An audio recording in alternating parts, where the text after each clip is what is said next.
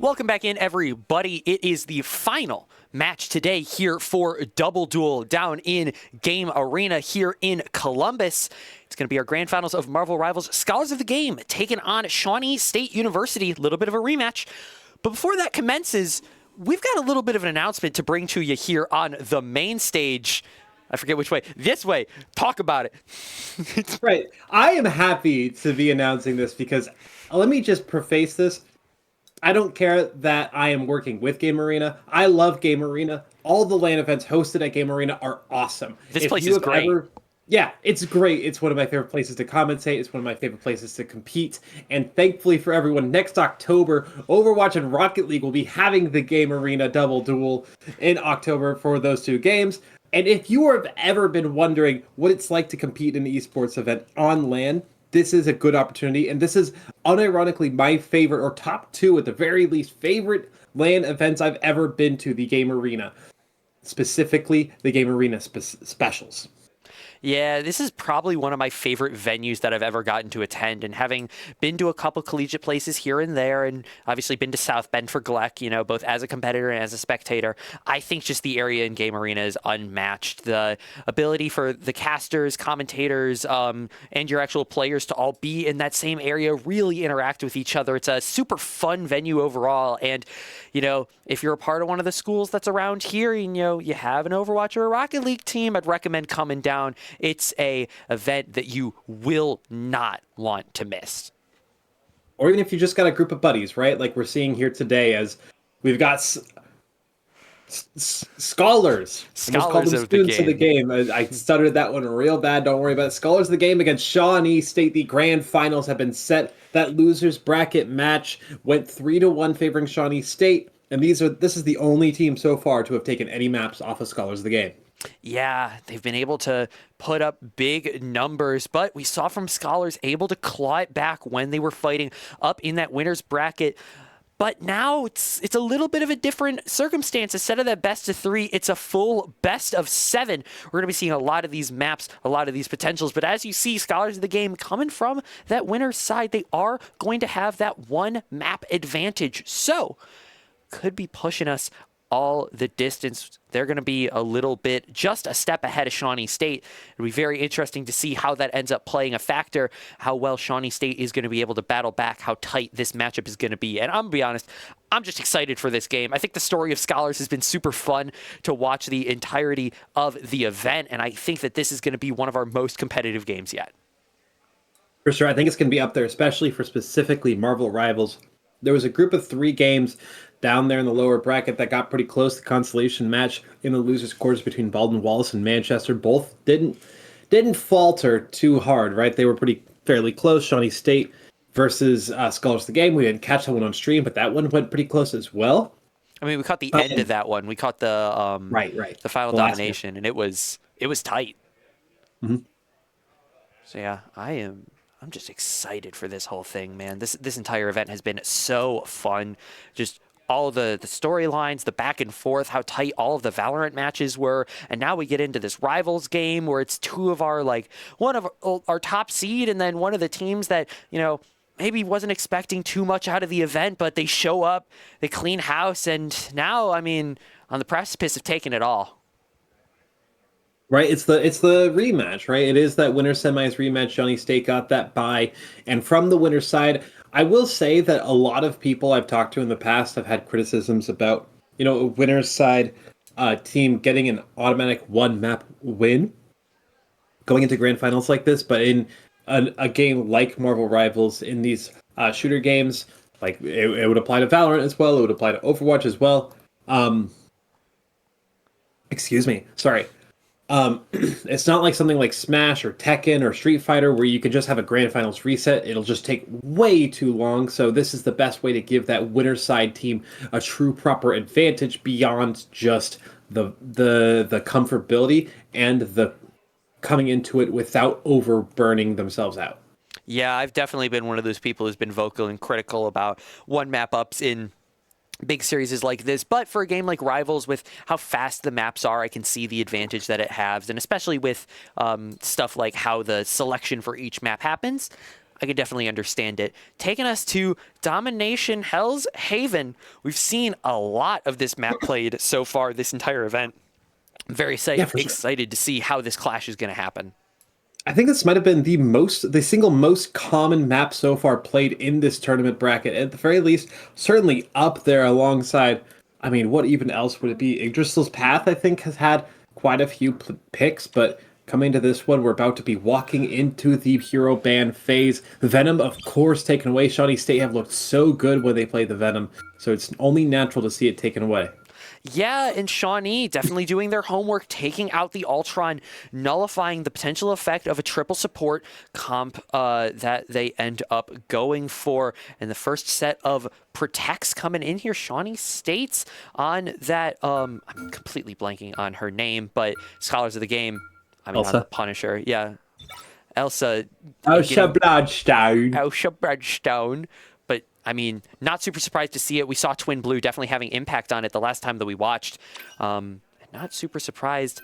A little bit surprised to see some of these bans coming through. We talked about the potential of that Cloak and Dagger ban, especially for Lexuwus, who came into the cast, talked with us about, you know, obviously it being her most prominent, and the save of the Invisible Woman. Not surprised to see that coming through, especially with the ban of the Cloak and Dagger. Yeah, I mean, you have to go for the protect onto specifically Punisher early on here when you got Roku on the team, who's been so good on that hero, but hasn't had the best flexibility. Outside of Phoenix, his Phoenix has been very scary as well. So you need to get that specific protect going along. And the ban strategy for Shawnee seems to be support-oriented for the most part. At least so far, we could see a third ban that shakes things up, particularly that Groot that we do see people hovering, partially 4 of them as a joke. We see a lot of that Groot getting hovered. I mean, we see a little bit more Strange on the other side, too. Yeah, you know, they might have him beat. But yeah, that final ban coming in on the Mantis. Not too surprised to see this, especially with the Invisible Woman getting banned out. It is going to give TM the opportunity, going to be opting for that Loki. Might take it back and end up going towards the Rocket as we see it get locked in. I'm surprised to see Roku on the Elsa. It's something that we haven't seen him pick up just yet, especially with the defense onto the Punisher. Maybe trying to go for just a little bit of a shakeup as to what they might have expected. But, I mean, with Blub on the Star-Lord, I could really see that Punisher pick coming back into play. So a fun fact about my competitive experiences a long time ago, back in like 2020, I played on some online tournaments of Overwatch. Way back when, there were obviously no hero bans, but there were a few tournaments that were experimenting with it. One that I tried to host as well, that experimented with hero bans in the system. And one strategy that was fairly common back then that I'm seeing employed here by Shawnee State is you target ban not the best player, but seemingly the most specific player, the one with the shallowest hero pool, to shove them onto potentially their weakest pick. We saw the Mantis coming out from Scholars of the Game. We see that Cloak and Dagger ban. We see that Mantis ban, and of course that Ultron ban. Yeah, it nullifies that real impact that TM has been able to have on that potential third support when we see it being, well, Iggy actually on that third support pulling the Ultron out. So it nullifies that potential because Ultron able to act as kind of a little bit of both a DPS and a support. But now early clash going to be the first full team fight of the game so far. Scholars electing to go for height. The side of Shawnee State electing to play on the low ground. Yeah, I mean, the Groots is not gonna have the best range from this position. Will drop down onto the point to stop the contest. It's kind of, you know, I don't know if you're gonna get this reference or anybody in chat's gonna get this reference. It's like the treehouse composition in Overwatch 1 on Temple of Anubis, where you just shove one person on point and everybody else plays from heaven. And it does seem to be working decently enough so far, but they did drop a player early. They finally get that trade onto Cheese. Secret finds that kill. Ultimate's slowly starting to come online here, and the cap has been reverted slowly towards Scholars of the Game. Yeah, very quickly, Scholars, they're going to be able to get a little bit of a lead, able to push those Shawnee players back. They have to respect the space that Secret has been able to employ with that Groot. Now we're seeing Glubfish able to put a little bit of damage out. No picks to be found just yet. Everybody going to be retaining that full HP. And now Iggy holding that bow, trying to decide whether he wants to focus on the group or focus on the solo.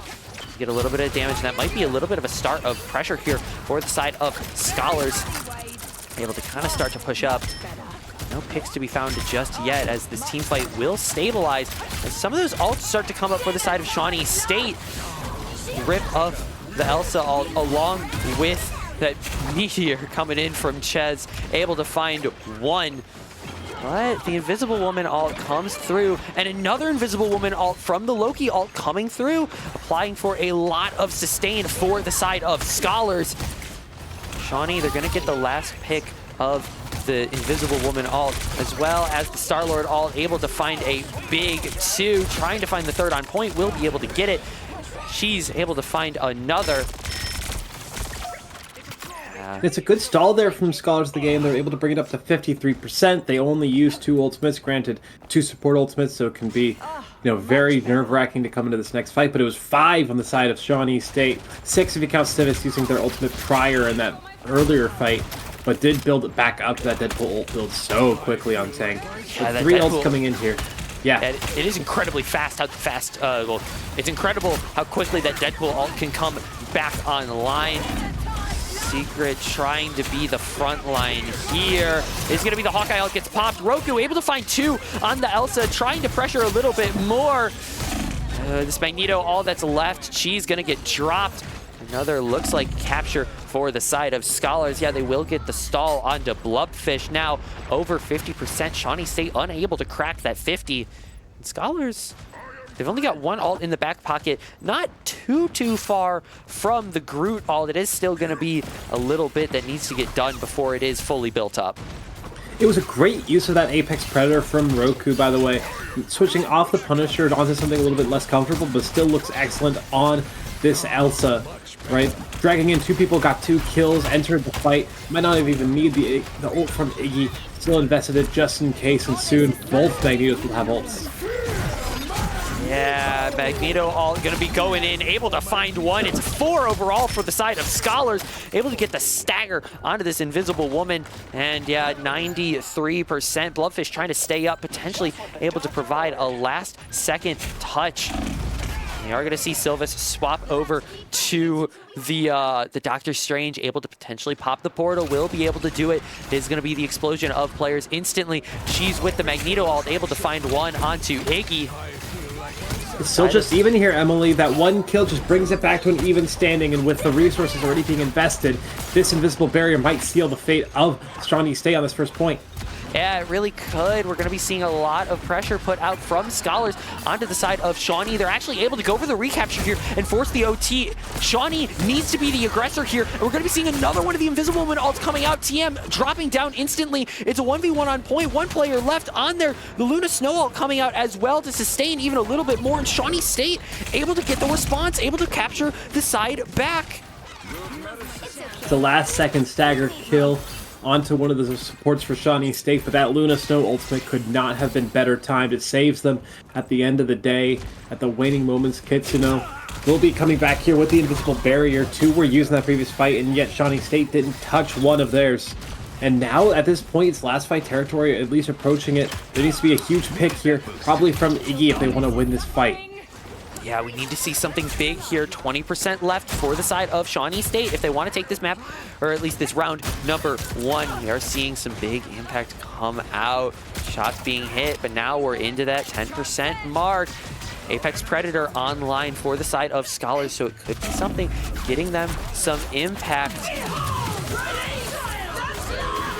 Evil Within goes in, the Apex Predator as well. Kitsuno drops this invisible barrier, sets up the team to get 2 kills, make it 3. 3 players remain on Scholars of the Game. They're not close to these ultimates, close enough to get a clutch play in, and there's we go. 83% Mindless was at, and there's no strange portal for them now. 199, as close as it can really get. What a battle that Shawnee State just won. Yeah, it's all the way back and forth. Shawnee State barely able to scrape it across the line, as Scholars now, they need to rethink their strategy, go back into the books and see what else they can really pull out here, because that plan, I mean, it gave some impact, didn't quite see it, but now A little bit of a change up here, actually.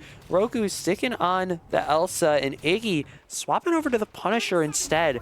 Interested to see how this is going to play out, because Iggy, no slouch on the DPS, but we've been seeing massive impact from Roku on specifically the Punisher. So I'm very interested to see how this swap up is really going to play into things. I mean, they could just be valuing the Elsa Bloodsong here, right? In that previous matchup that they had, they didn't play it yet, but they might have had some scrim time. They might have had a little bit of comp practice time that they were able to play out with the Elsa, and that could be swaying their stance here a little bit for Scholars of the Game. Yeah, I mean, they've definitely had time to practice. Again, that initial match that they had to play so long ago, definitely had the time to prep up whatever they may want. Now, this opening fight. Again, side of Scholars gonna be the aggressors. First ones trying to break that line, and Iggy getting big damage onto Cheese, gonna have to force a lot. Apex Predator gonna be able to find 2 off the map. It's gonna be one of the DPSs, one of the supports. Sylvis finds one of the tanks. Scholars of the Game cut in half now. Roku trying to get a little bit of a touch, will drop it down. That's gonna be Scholars losing this opening fight. It's looking like the ban strategy is good for Shawnee State. It took them a bit to wake up in this map, but they seem to be in control now. Full control, Emily. The way that they won that previous fight off of one excellent ultimate. Roku, off of that, because the Apex Predator died first, already at 60%-ish towards the next one. If they're able to build that one up, and look at that, the cancel on the Strangling Prison. Yeah, I mean, still able to retain that 50%, but the Luna Snow ult popping off as well. It's going to be used inside of the invisible barrier, but Iggy is going to be the first one to drop. TM Optra able to pop his own invisible barrier. 2 of them getting caught in the eye, but inside of the ult, they are going to be able to get sustained for now. Survive that, at least for the time being. Now there it goes. The invisible barrier on the side of Kitsuno drops it in to try to keep the team alive. Invisible. Now the Apex Predator goes in for Roku this time. 97, 98, 100% now for Twin Blue. Might want to go for the clutch, but it's not opportune as Iggy finds the kill. Another Meteor M dropped in, but it's an expensive fight for Scholars of the Game to win 58%. That's all they can limit Shawnee State to before taking the fight win. Yeah, and they're really trying to get some of those staggers, unable to truly find them. And at this point, I mean, ult advantage surely in the side of Shawnee, not only having that Apex Predator, but also having the Magic ult online. So really could be looking at a lot of impact if it is the side of Shawnee State, well, the side of Shawnee State having on this fight back. Twin Blue walking in with the Apex Predator available. Looking for a target. I'm sure that high ground dive for Civis, but taking quite a bit of chunk damage. Apex Predator dives in, takes a ton of damage, but will drag Secret rather, out of position as Dark Child is called. The Evil Within brought out. Secret finds Twin Blue. That's the first kill, surprisingly enough. Bloodfish does get TN on the other side of things. It's not going to be able to stand for much longer in the face of the pressure released by Shawnee State. Yeah, able to get a lot of those cleanup picks. Last one on the touch is going to be Roku. He is sat down, and Shawnee now, again, in that driver's seat with more percent here. Really be looking towards taking this first map and equalizing our scoreline 1 apiece. And Secret moves off the Groot now onto the Thing this time. An interesting pickup here. I'm curious to see how this one will work out. He's so good at absorbing this frontline damage with that secondary fire punch. But here comes the final judgment sent in for Iggy, looking for good targets, but taking so much damage has to be concerned. Yeah, nothing big to see. Bloodfish with a big 2. The eye hits 3. It's going to cause another Meteor M to get called out. And Shawnee, I mean, with no contest at the end, going to be able to take this first map. 2-0 in the control. Equalize our series tied at 1. It's a strong performance, 6. It's a strong performance there from Shawnee State, right? A little bit shook there, I think, for Scholars of the Game. They're looking at their screens. They're almost conflicted at how things went the way that things went. There is still a lot of time for them to figure out what they want to do in the future. But it's a good performance to start off with from Shawnee State. I mean, it's probably the hardest loss that we've seen Scholars take, at least on this main stage. For sure. Yeah, and I mean, if we look across the line, yeah, the output from the side of, well, actually, at least what's interesting to me, the healing output from the side of Scholars, realistically knocking the healing output from Shawnee State out of the park, but Shawnee just a little bit more decisive on those fights, able to really just drag things across the line a little bit more consistently, and it's really what brought them to this point in the match. I mean, this is what we see whenever there's a hero shooter with healing like Marvel Rivals. The team with the higher healing count is oftentimes the team losing. There's more damage being taken. There's more healing that can be put out. That's a lot of the time what happens in these types of matches, where yes, you have a lot of healing, but it's because you're losing, not necessarily stopping you from losing. Yeah, sometimes we've seen it, especially with the output that Lex has had on some of those rounds, especially on stuff like the Cloak and Dagger, able to really cause a lot of that sustain. But, I mean, like you said, in a lot of those times when they were taking a lot of those damage, able to, keep them up, but in the end, still falling down. Shawnee State, the ones able to take the first map that we actually play, as we'll be waiting, looking to see what the teams decide to do as a response, moving into this second map. And we've talked a lot about how, talked with Scholars specifically, especially about how they really like the dominations domination. They like that mode that we just played, but it is one of those things where similarly Shawnee, able to output on it. Yeah, I mean, sometimes you can like something as much as you want. You can enjoy playing something, but that doesn't necessarily make you able to perform at a certain level. There might be another team in the bracket who hates it, who just so happens to be a little bit better than you because maybe they hate it because they played so much. Maybe they hate it because it's something they always have to practice. That's something that I've been in those shoes in the past. It's not great, but heck, it gets the job done. And there is plenty of time to choose a variety of maps, but as a reminder for anybody who might have joined halfway through, this was the end of map 1. Of course, Shawnee State came into this down 1 point as Scholars of the Game came in from the winner side of the bracket, just as a friendly reminder. Yeah, now it's an equalization, so now you're just playing a best of 5 up against Scholars. It's a first to 3 at this point, so it's a little bit more, at least, comfortable territory for the side of Shawnee, having to battle back through that loser, so having to play so far 3 best of 5s today. So, back to a little bit more comfortable ground. Maybe we'll be seeing a little bit more of these maps coming back through as we are going to get that Yggdrasil path, what you were bringing up earlier, students of the game with that selection. And I mean, we saw their prominence on it earlier going up against Ohio Northern, almost getting the full cap and then holding them to no captures on their offensive side. So I'm excited to see what Scholars might be able to bring back to this. But Shawnee, they're able to take down Ohio Northern with limited real pushback. So interested to see what's going to be coming through.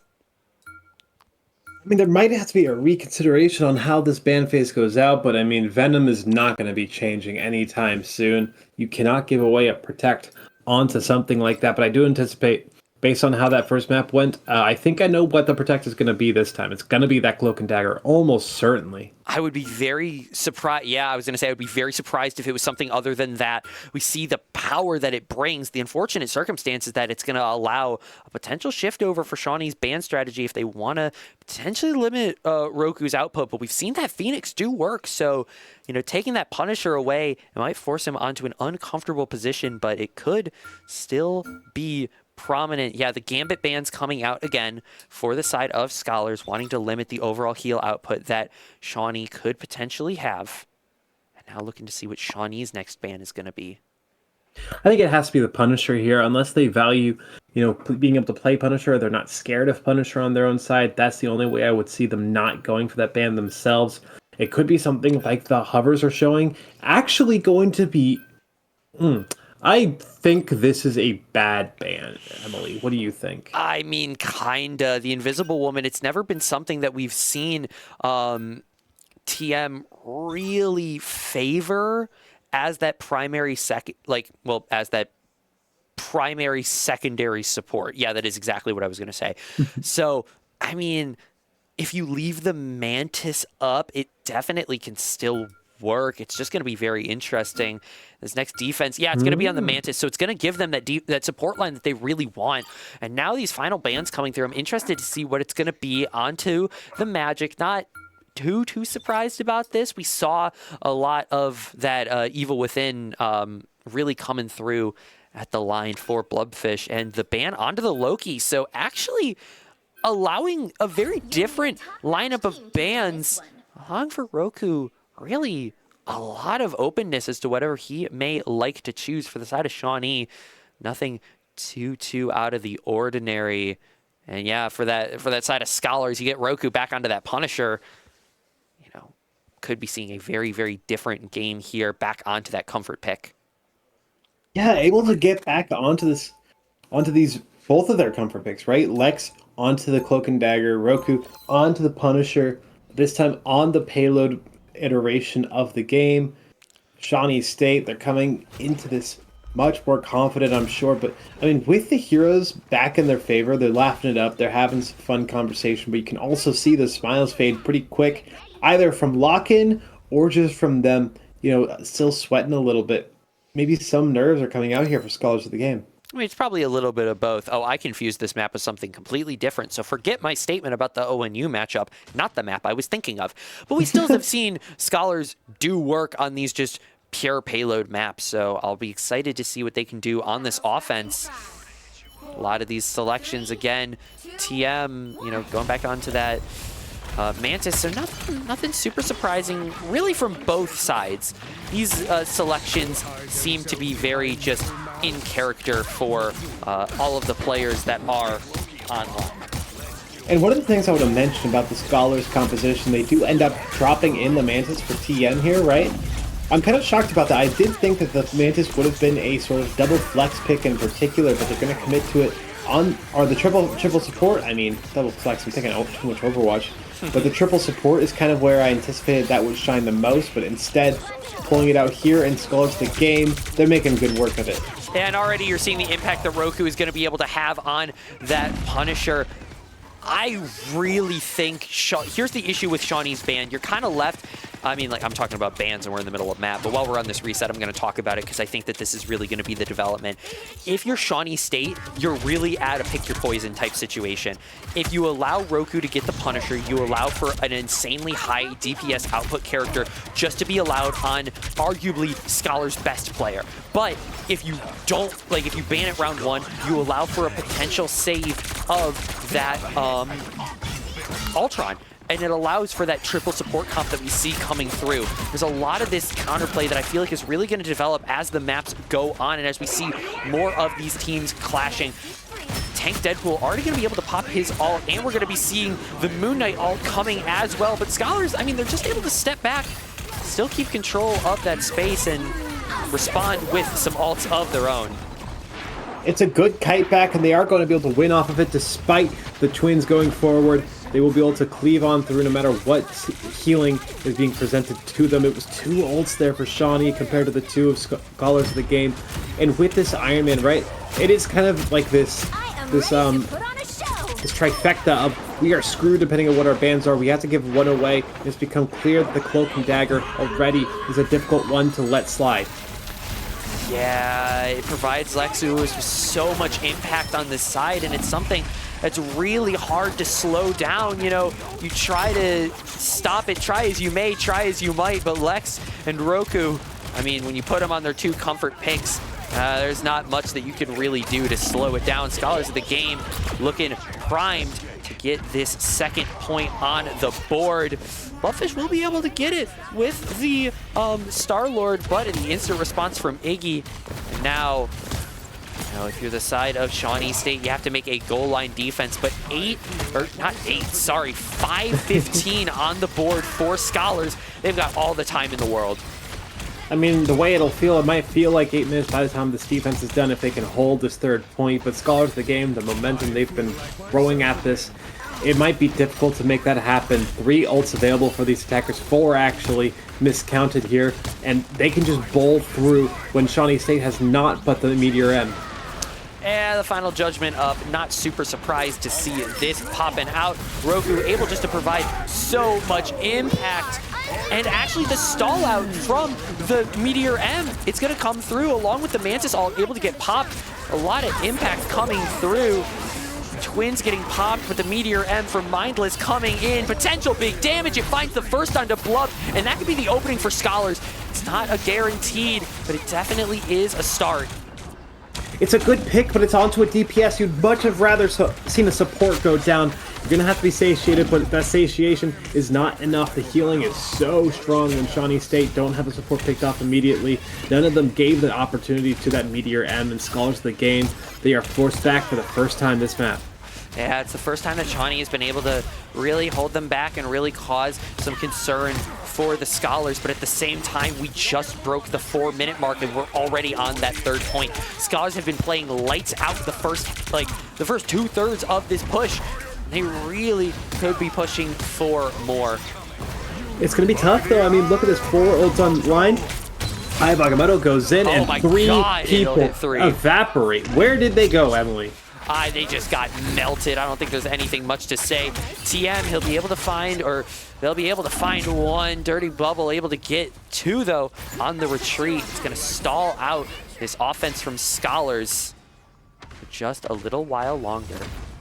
And the ult rotation is starting to kick in here for Shawnee State. They've got 3 they're holding on to, make it 4 once this Meteor M comes online. It'll be 5 when the Eternal Bond comes through as well. Scholars of the game, they're only coming in with 3 here. They're going to have a difficult time as hell has been unleashed onto this team. But look at that. Just say screw you with the pulse cannon. I mean, that's exactly what you want to see, an instant shutdown of it, ult for ult, and allows for that final judgment to come through. It's going to be the battle of auto aim versus Omega DPS, and it will actually limit the output of this Star-Lord ult, unable to really find any picks. He shuts it down, and we're seeing a lot of these ults getting traded back and forth. TM Opera able to pop that in the back with the Twins coming out as well. It's just been a sustained line of ults back and forth. The Meteor M going to be able to come out, get some damage, no picks to be found. This is just an absolute cluster of ults getting sent back and forth. Shawnee, though, able to break through. This quarter has proved indomitable so far. It's been 3 minutes of Scholars of the game stifled right here and right now. Cheese able to find that last tech and stagger kill, and it does look like Iggy, yep, going to switch right over. Might have considered this to be a 3rd support angle, right? Maybe the Rocket Raccoon while the old opponent's gone, but instead it will be that Moon Knight that has been another great pick for Iggy in this tournament. Yeah, it's been an impactful pick for really a lot of these teams in the tournament. Any team that's really put time into it has been able to get a lot of impact. Roku, though, still on that punish. Not that far away from the final judgment. Should be able to get it up before the end of the match. And the big... It'll get popped, that eye, not really finding anything. And the pick on Sylva's in the backline, extending so far to try to find something, but won't be able to get it. And that's going to allow for Scholars really to start to open this up. Looking to get those picks, looking to get that stagger. But won't be able to get anything so far. Yeah, and they'll be able to stabilize. Secret with the stall, able to get 2 with that eye. Top of the Luna Snow, all so much impact. Secret, getting supported so well. Able to find Kitso. Another Hella ult getting popped. Looking for impact, nothing to be found. Getting blocked for a little bit. Roku with the final judgment coming together. Will get used. It'll provide a lot of support, a lot of firing power. Clubfish getting brought down so low, will be able to get brought back up, but getting faced with so much damage, trying to stay alive. The auto aim coming online. No picks to be found, but again, that Scholars getting forced back with 35 left, and that's actually going to be the first for Bloodfish with the ult. Able to go 2 for 1. Takes out both the DPS of Scholars. They are going to be lacking on time. They do have Secret on that Doctor Strange. They could be able to pop the portal if they so need to. 15 seconds on that clock, and it's looking like it might need to be a necessity if they want to break through this line that Shawnee has set up. I mean, they're almost certainly going to save it for a recontest if they so need it. The way that things have gone on, that was probably their best chance, that previous fight, but things are still not over as Iggy has found 2 miraculous kills onto the backline. Thanks to that Ong, they will still have a few ultimates. Magneto drops the Meteor M right on top of TM Opera's face. It is gone, but the hand of Khonshu drops as well, and that will be the cap just narrowly. It really should be. There could be a last-minute second contest here for Shawnee. They're going to be able to get in. Lexus will be able to find the first pick. Dirty Bubble not needed to be picked off. Scholars, I mean, you could see it on Lexus right there at the bottom right hand of your screen. It was a struggle, but Scholars, I mean, they're able to drag it across the line. And a reminder, it was around 5.5 minutes held on that last point. I mean, it didn't quite feel like 8 minutes to me, It despite certainly what felt I like a said long time, though. previously. Yeah, it was such a long time to hold on to. Shawnee State, they only had like 5 fights realistically, maybe if that they had to hold on for, and they did. The fights just went on so long. Shawnee were able to drag them out and drag the time exactly how long they wanted it to be, and the Hawkeye is going to come right back out here for Iggy. Yeah, I'm maybe a little surprised to see this, just with how much impact that Iron Man was finding, especially in those big scrap moments, having just the repulsor beam that, I mean, I'm just like thinking of as like an echo beam, where it's just like, okay, constant damage. If you take it, you die. So, you die now, button. Yeah, pretty much. I mean, both these sides opting to go for 2-2-2s. Supports being a little different. These DPSs incredibly different in the style that they're going for. Roku and Iggy trying to play at that mid to arguably long range for the side of Blubfish and Twin Blue. Blubfish opting to go for the jump with the Black Panther Twin Blue on the Hella. So very interesting selections here as we get into Shawnee's attack side. This might be the first time in this bracket that, not quite actually, I do remember some Black Panther was played yesterday, but it's definitely one of the first times that Black Panther has been pulled out here. Going right into the back line, diving in. That's one dash, a dash, a dash, and a little bit of a spear too thrown in. And with Twin Blue able to find the follow-up damage, Shawnee State might be able to get the first half of this first point risk-free.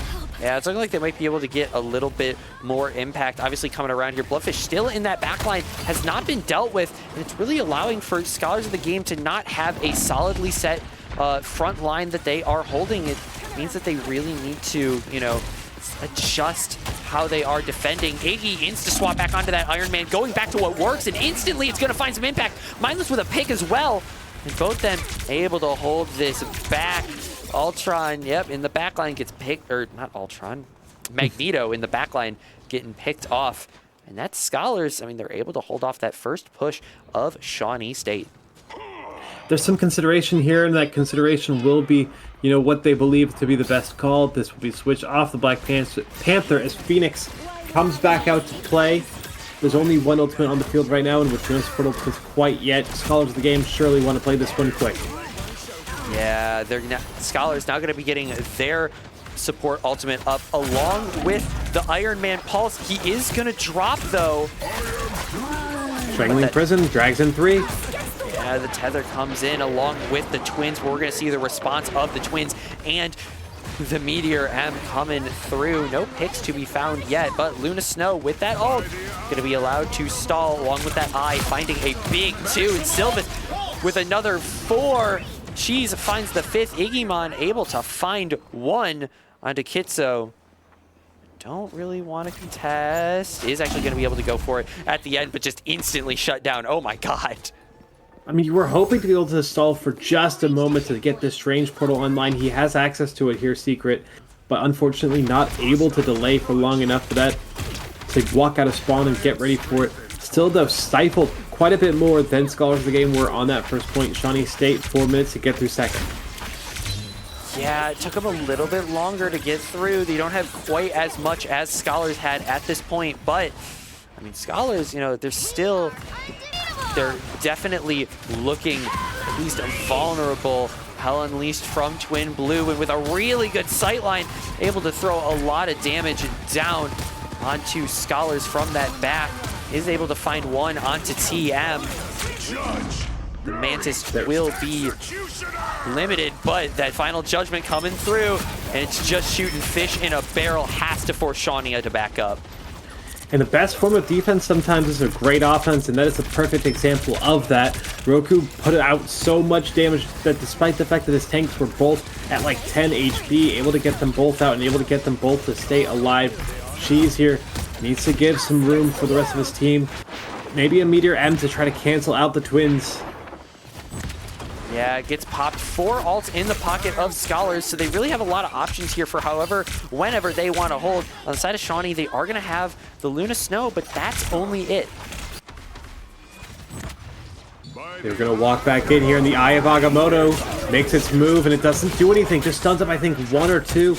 But it might just be enough. 3 kills collected quickly now for Scholars of the Game. They'll chase down whatever they could get from this point forward. And Bloodfish, I don't think quite died, did he? No, not quite, but yeah, like you were saying, that eye not getting a ton of value off of it initially, only able to find 1 connection, but the combination of the Moon Knight ult as well really just providing a lot of excess damage on that positioning. So anybody who tried to stick around, punish the eye pop, yeah, they got forced back or they got picked off. 1 ult available for Scholars of the Game, and they will have time if they can stall the point before losing to keep the fight going. And finally, the second actually has come online very quickly, Emily. Yeah, the instant pop of it. I saw it get acclaimed, and instantly it was out onto the field. Roku really trying to find impact. That Meteor M, it looks like it was popped, but I didn't see a lot of impact from it. And we're going to get another Moon Knight ult popped out. I don't see where it's going down. Will be just behind that line. Forces the side of Shawnee back, and Roku and Iggy, the DPS of this team, providing their sources to the Scholars. Sending Shawnee State back to the drawing board. Just under 90 seconds left. They do still have time to get 1 more very solid push, but they might need to go for a staggered recontest with a strange portal after the fact. They have the twins available if Kinsunokami can get things moving forward, but a single good move from Secret could stop that before it begins. Yeah, we're also seeing a lot of these ults start to come online. Scholars of the Game, they've got the twins and the eye, but they're also gonna have, eyes getting popped, or twins getting popped at about the same time. The Moon Knight ult from the side of Shawnee State is gonna go into that backline. It won't fight it a ton, but the Eye of Agamotto, it gets stalled out. It's not gonna be able to find the impact, but it doesn't matter. Mindless and Lexulis find the 2, Mindless with the 3rd. It's a shutdown. Bloodfish able to get 1. Gonna try to survive, won't be able to do it. Mindfish will stop him from that, and 30 seconds left for Shawnee to get this touch. You're not in the worst position here, Shawnee. You lost that fight fast enough to where you'll have a recontest here, and that Strange Portal still available. Not going to invest it just in case that overtime push needs to occur. You have 2 ultimates here, and they're pretty damn good quality. One of them can help stop the final judgment if you're able to get it online, but they scout out Iggy before the ult can go off. Yeah, the Hella Hell Unleashed is going to come out, as well as the Meteor M. Not going to find any contact off of that, and the Hell Unleashed is going to be really limited in that, but the final judgment coming out. Big damage. We know that it can output. It's going to keep a ton of people onto 1. Cheese getting shut down. The Eye going to get stalled out as well. Bloodfish and Twin Blue also able to find 2 of their own. So it's DPS is down for the side of Scholars, but tanks down for the side of Shawnee. As that OT clock, it is taken down. Scholars, they're going to elect to hold off. Try to just hold Shawnee at that corner. Not looking for the clear. Twin Blue will be able to find a little bit more.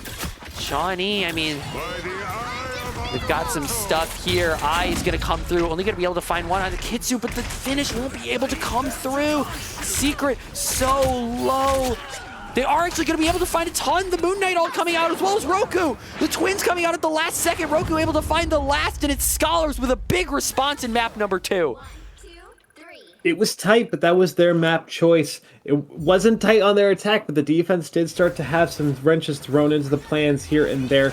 Shawnee State have the time to pick their own map, but if things keep going this way, Shawnee State will lose. They need to win on one of Scholars' map picks.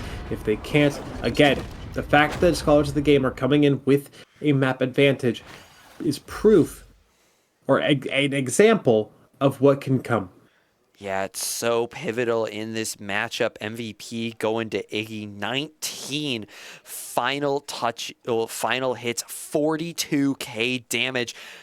Far behind, if you count 6k, far behind Roku on that Punisher.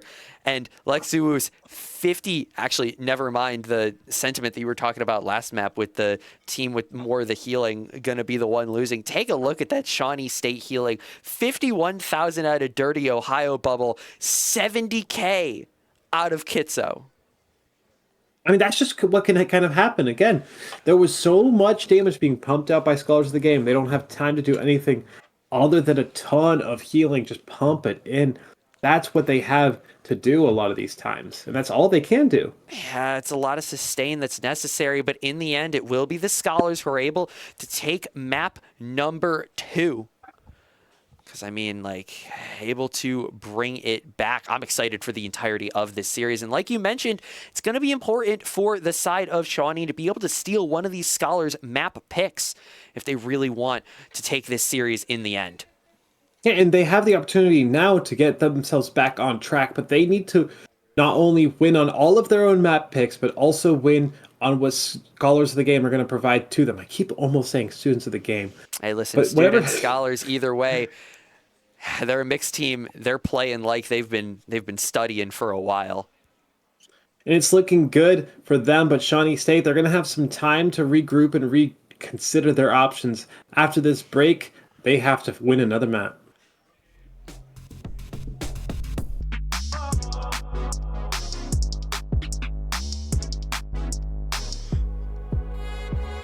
Welcome back, everybody. We're going back into this series. Of course, Timelines are joined by Emily. 2-1 favoring Scholars of the game as of now. A good performance on map 2. Yggdrasil's path went their way after map 1 was fairly one-sided in the other direction. Yeah, we saw Shawnee State really bring out that dominance and, funnily enough, domination, but we saw the response of Scholars. They were able to bring it in that convoy that, I mean, we've seen them do so much in. Like, we saw it in the match against ONU earlier on the Spider Islands, where they were unable to get the full first cap, but then they were able to hold ONU to even less than that for a full 4 minutes. Why is my score updating in the bottom? What's going on down there? Why are we 2-2? What's going on down there? Did something silly happen while I was not paying attention? Okay, there we go. It's back to normal. Sorry for freaking you out, production. But no, I'm excited to see what's going to be coming up here in this next map, as we are going to be moving over to Shawnee State's pick, as Scholars were the ones who were able to take that last. And we're going to be seeing a movement back towards that domination. And I don't think we've seen Krakoa in this event. This is probably the first time I think we have seen Krakoa in this tournament. This is the second time Shawnee State, of course, get to pick their map. But again, they need to be able to win this one out, obviously. And I think that they are favored ever so slightly. Domination last time went their way. Their map pick last time went their way. It's now a question. Can they find this map win? And maybe even, will the Venom be let slide? And before we even get into things, the answer has been cited. No, yeah, both of these round 1 bans, nothing changing so far, and I'm interested to see if any of the bans are actually going to be shifting up. Yeah, that Cloak and Dagger save, again, just so much output from Lexus. I know this second round ban is something that I'm interested in. I wonder how, throughout the entirety of this match, it is going to shift up. And if my eyes don't deceive me, Scholars of the game, look at that hover from Mindless. Yeah, they're actually looking at the Deadpool tank now, something to change things up, and it's why you kind of see the lack of a Deadpool tank ban from Scholars of the game now, beyond the fact that they haven't been too scared of Deadpool tank as of late, right? They're going for the Magic ban, Magic able to go into the backline and harass these supports that they're usually playing, and this next ban, it is going to be that Mantis. They learned their lesson after the previous map of Protect. Most likely going to go onto something like maybe the Strange, maybe onto something more along the lines of maybe that Invis, right? But I mean, they banned Invis last map. They learned their lesson. So what do you think this is going to be? I really have no idea on this read. I'm interested to see how this development is going to happen, and it is going to be the Protect under the Groot. Interested Secret's in this happy one. to see that. Oh, absolutely. I mean, the only thing that I will say is I feel the defend under the Punisher. Wowzers, who could have seen that coming? Let's give Roku his best agent. No way. What? And then the last round ban onto the Gambit. Scholars, they've been consistent in that they really don't want to give anybody else the potential healing output that Gambit is really able to provide. And this last ban for Shawnee could be a mix-up, or it could be just more of the same.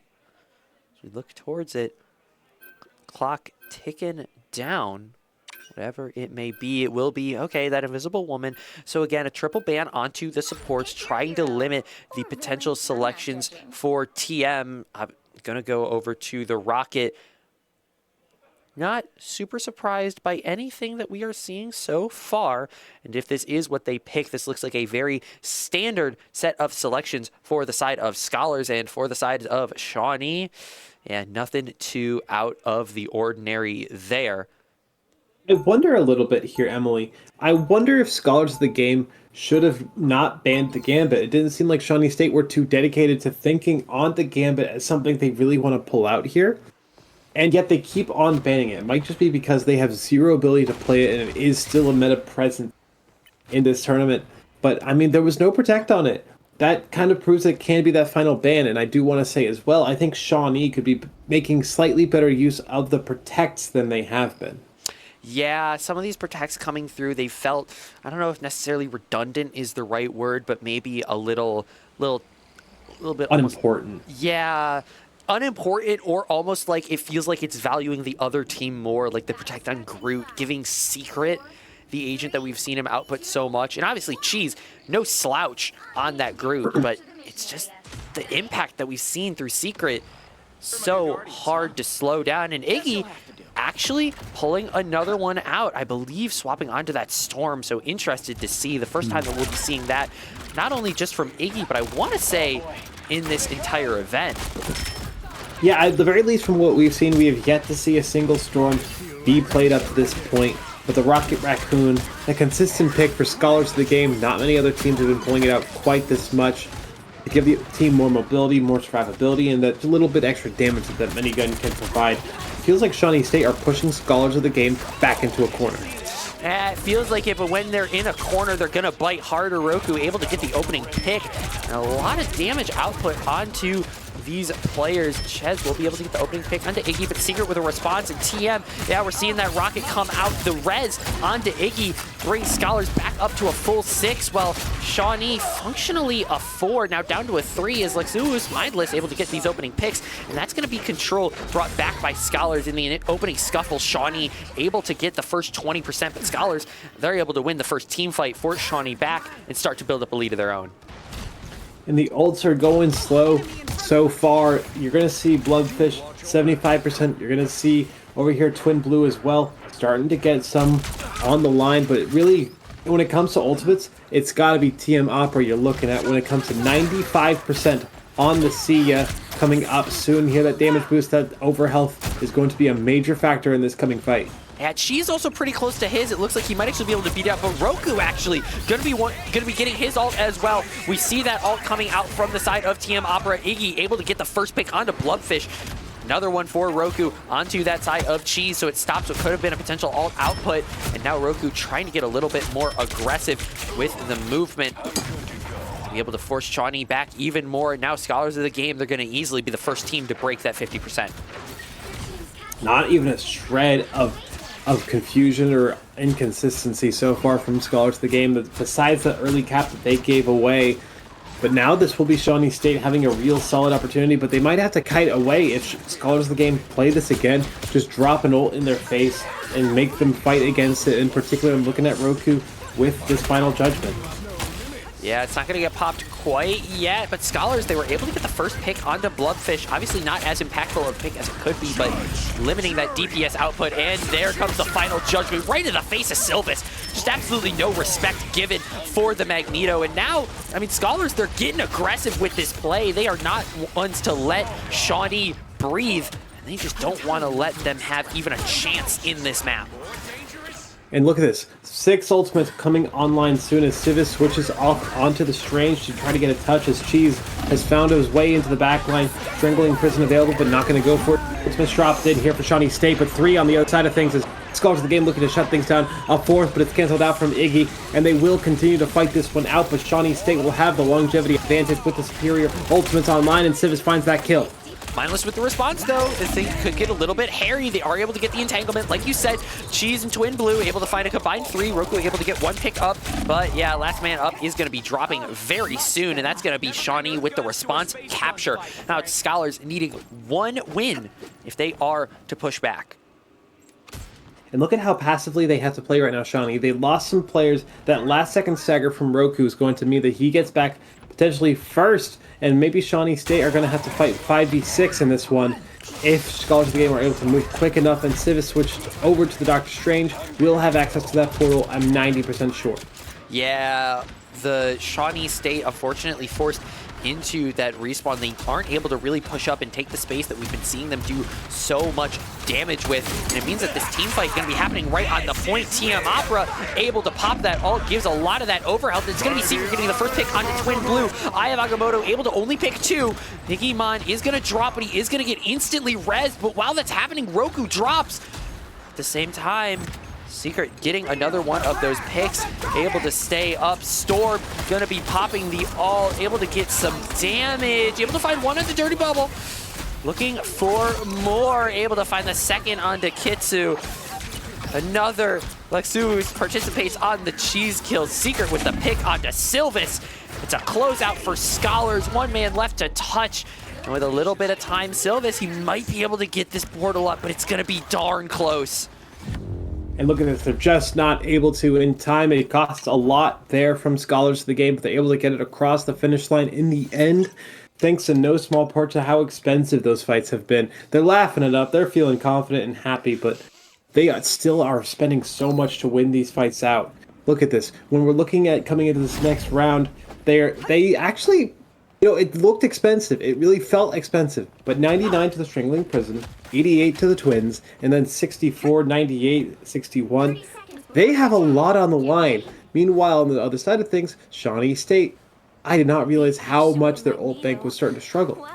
I mean, they're not too far from the Entanglement. They're not too far from the Apex Predator. So they realistically should have these up this first team fight. But the issue is just that they're not going to have it as soon. And with, I mean, Secret 1% away, Roku 2, you could literally open this up with the Entanglement Final Judgment.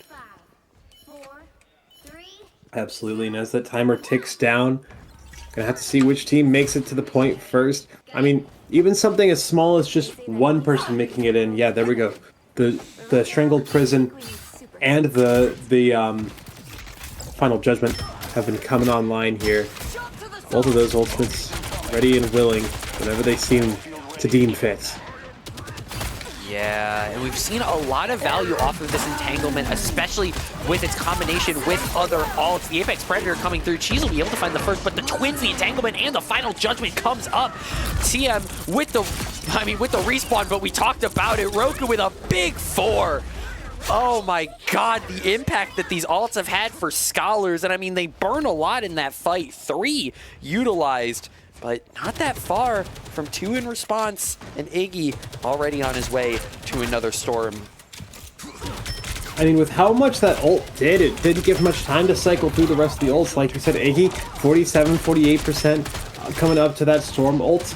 But it could have been higher, right? Just because of how much damage was dealt there. That wall barely saved, but not in time. Secret gets cut out, and they're going to invest the support ultimate from the Ludus Snow as well to try to push back Scholars to the game, and it shall be successful for now. Yeah, Mindless trying to move back, trying to play it a little bit differently, but Iggy instantly shut down as soon as trying to pop that ult. The Phoenix ult coming through as well. It'll combine with Dirty Bubble, able to get that pick, and now Shawnee able to get control over the point. Roku trying not to drop, trying not to get staggered. Some big damage with that shotgun, so definitely able to provide a little bit of pushback onto the side of Shawnee, but a little bit of a stabilization necessary for Scholars to keep things rolling.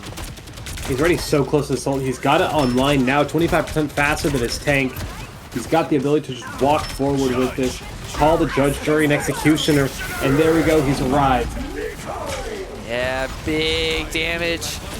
Meteor M comes through. Iggy with that swap onto Iron Man, and it's just total carnation. Scholars get back the control a little bit more staggered. She's last man up at insult to injury with that little bit of a weight on it. Scholars break 50 first, and I mean, they are looking dominant.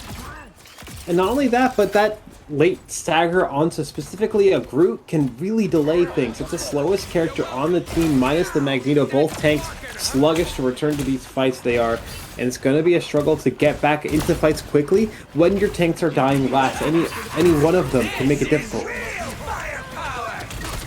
Yeah, it is a struggle to get back with such slow tanks, and Scholars of the game pushed up so far, able to get so much on these last Shawnee players. That one hurts. No pop of the Magneto or the Strange though. just yet. There it is from Sylvis, though. He's going to be moving for the portal. Scholars, I mean, they know it already online. It's going to get popped right about now. Going to try for the jump in. Will be able to get it. But, I mean, you look, it's the pulse and it's the entanglement. We've seen this do massive work. Big three from Iggy. Roku finds the fourth. Secret and Lexu's combined for it, and that's going to be Scholars taking it. Map 4 sent their way. Match point now for Scholars of the game. They are playing so dominantly. They've been able to keep that Venom banned without any concerns, and they're not going to let it go the way of Shawnee State, who are clearly missing out on that character. Now that the ban strategy's been caught up by Scholars of the game, they have matched the strategy, they have matched the planning, and they have surpassed it even further. Yeah, Scholars, I mean, it looks like they're in the driver's seat from here on out. Secret with that MVP awarded by the game, 35k damage blocked. I mean, from the rest of the team, surprisingly, nothing too insane. 20k out of Roku, 16 out of Iggy. You know, not numbers that we're seeing where it's like, oh my god, 40k damage output, but just able to keep the pace faster than the DPS of the side of Shawnee, able to just output that little bit more necessary to take things across the line. And now you're starting to wonder here if you're Shawnee State. I do actually think Cheese played better than Secret that map, is the crazy thing. Despite the fact that Secret got the MVP, despite the fact that Secret played excellently.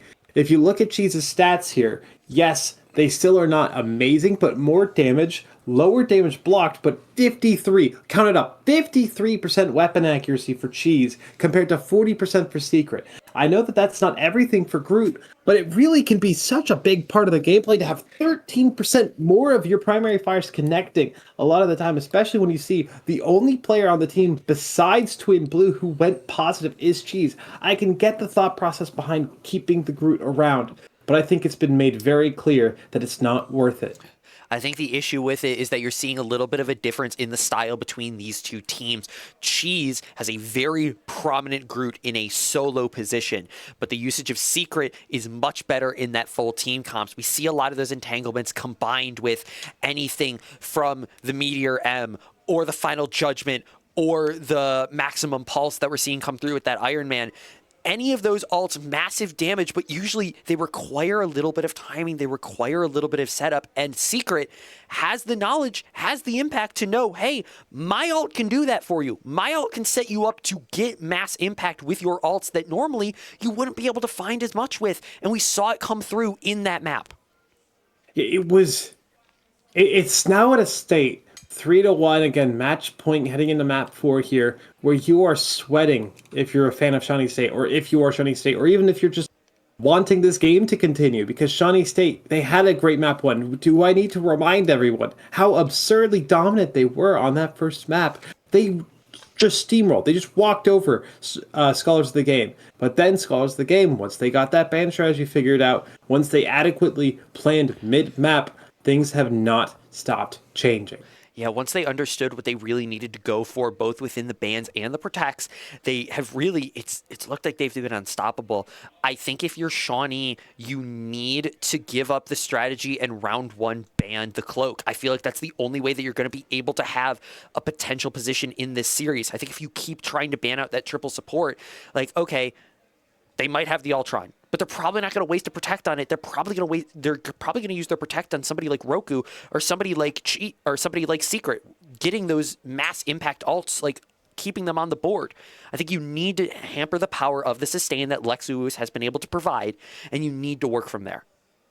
And not just hamper the potential, hamper the value that Lex has gotten, but also when a player is as specific in their hero pool as Lex seems to be, if you get the ban away on that Cloak and Dagger, you're not taking it from a 6v6 to a 6v6 where that one player's a little bit worse. If you're strong enough with that targeted ban, you can take it from 6v6 to a 5v6.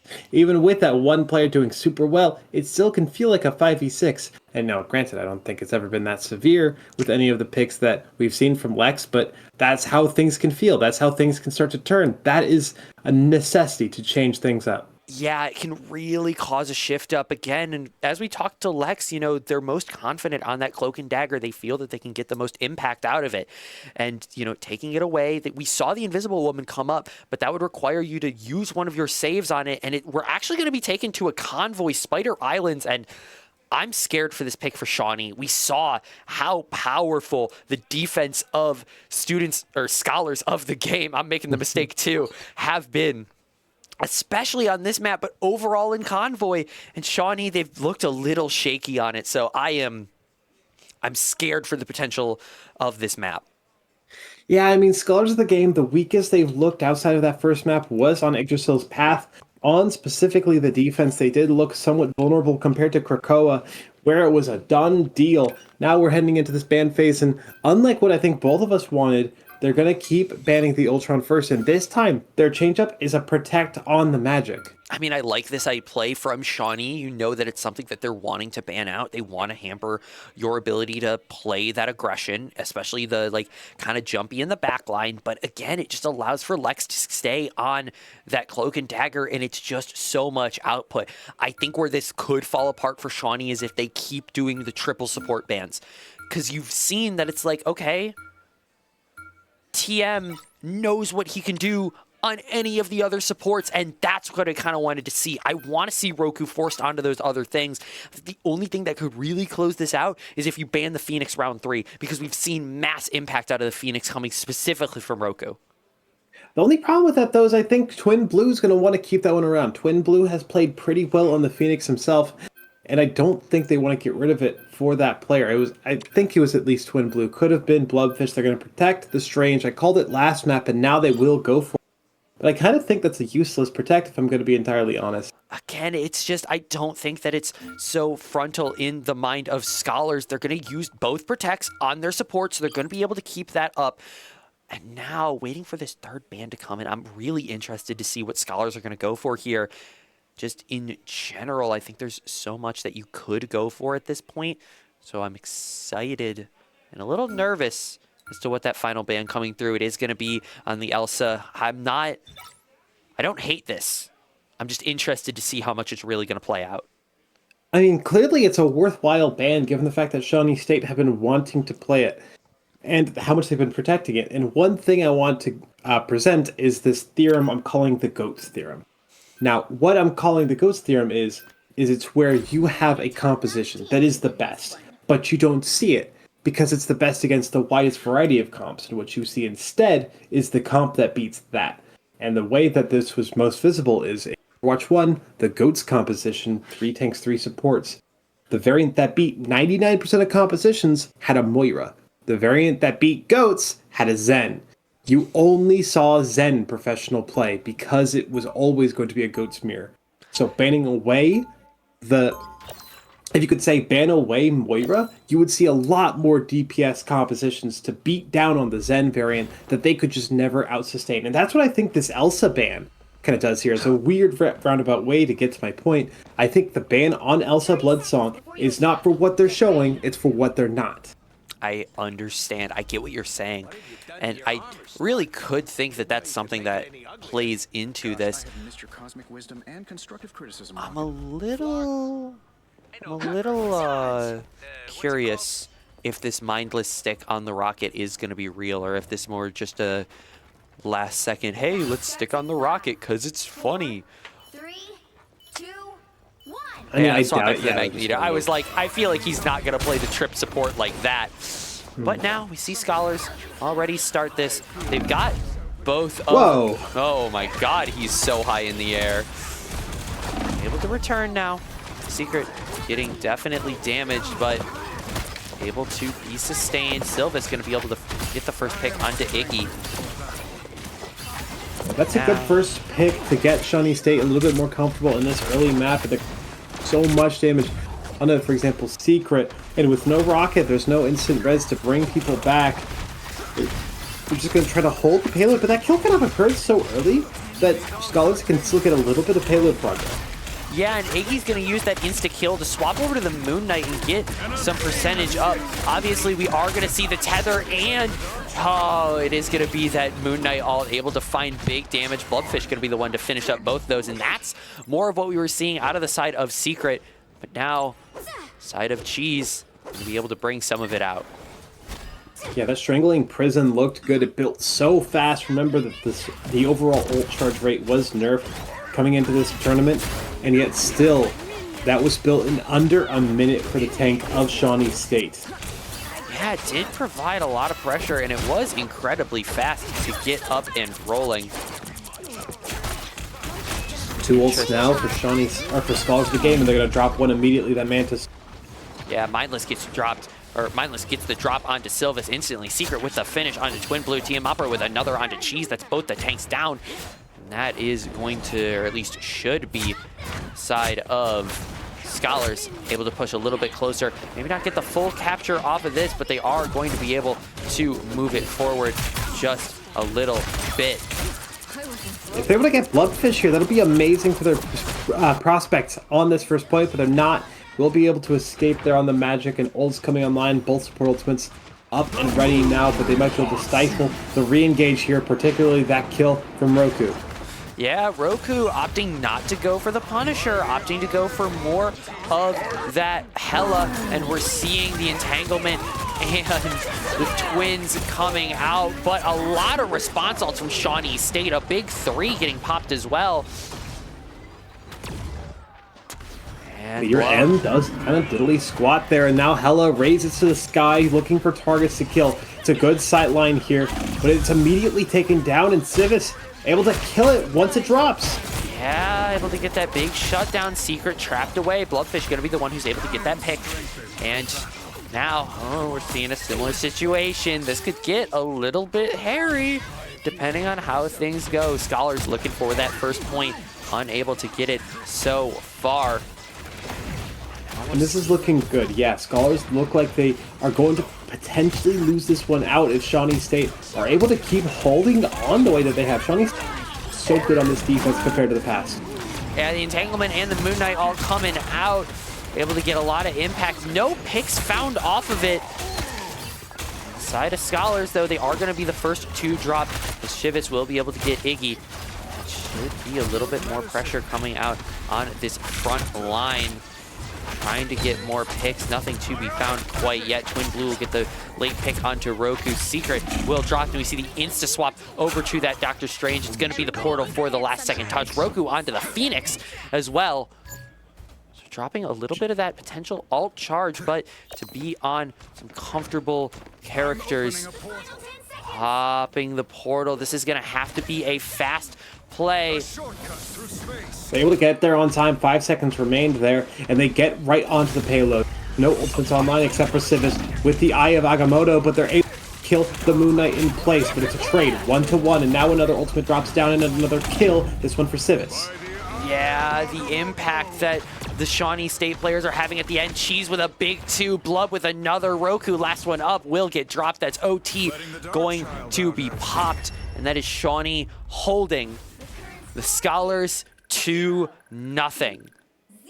Now the one reason, you go first. My only concern here now, Shawnee State are primed to win this map. I don't know if you remember, but earlier on today, we saw between these two teams, or one of these two teams, Scholars of the Game played Ohio Northern, and on payload, they got full held. Do you remember what happened in that match? Hey, you know what's funny? I was about to say, you know who else was primed to win this map last time that Scholars were held to nothing?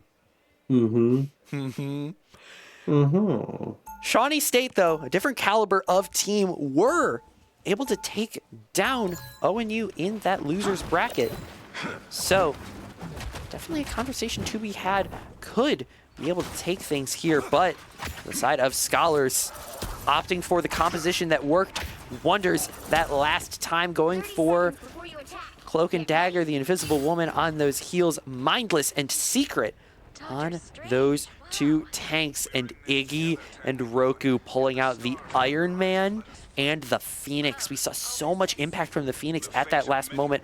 Granted, that was in a map where the Punisher was banned away. As we saw in this map, that Punisher off the table as well. So Roku forced onto some uncomfortability, but still could be making it work. I mean, this is, I'm pretty sure, the map we saw as well earlier today, right? I think it was. It was Spider Islands. Again, it's giving shades of ONU all over again. It's just a matter of whatever that side of Scholars is able to put together, if they're able to replicate Glory, or if Shawnee, they'll be able to break through. I mean, Shawnee State, they're already taking so much damage on entry, but this is kind of the thing with this game a lot of the time. You walk in, you take a mountain of damage, and you try to get out while the mountain of healing gets dumped into you. And already so much value is being found right now in Shawnee. They're blocking off the exit a little bit, but look at this flank as well from Iggy.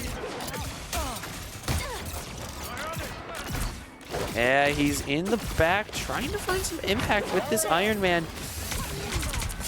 Hello. Finding actually some big damage, able to get the insta-pick on to the Magic. And able to get mad damage onto Sylvis, though. Sylvis brought back up by his supports. A minute led off the clock. Scholars of the game holding strong. This is so much more aggressive than we saw earlier from the defensive team. Shawnee State played a little bit further back, didn't want to risk anything. Scholars of the game pushed all the way up and punched for it a little bit. We're seeing why Shawnee didn't go for something like that. As Dirty Bubble able to get into the backline and get a kill on the supportal combat. Yeah, able to find one. The Phoenix ult finds it along with Lexus on the Twins. The Invisible Woman ult will come through, so they do have to enter into the Thunderdome. But that side of Scholars not afraid to get a little down and dirty, able to find the picks. Glad to help. It's looking scary. It's looking real scary. I'm sweating here, Emily. I'm concerned at this point. The ult's favorite Scholars of the game. This rotation is nightmarish. Even though Ohio, or Shawnee State rather, there's no Ohio in this one, managed to get that first pick, they still used more ultimates in that previous fight. Or at the very least, later ultimates, right? They used both support ults compared to Jean Grey Phoenix ult. Yeah, that Mindless Eye is going to find 3, and it's going to equate to so many picks. Dirty Ohio so low. Cheese will be able to find the response onto Roku, but it's a response from Iggy and Lexumus.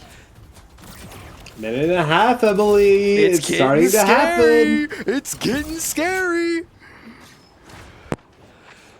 On this flank, Iggy has been such a fly, a mosquito buzzing in their ears. The mosquito deals like 80 damage half the time, so you gotta be you can't be too ignorant to what that mosquito's doing in your backline. But Yeah, look, he's it's been blocking off the tank. There's been a fly on that wall, but not one that they have been able to deal with.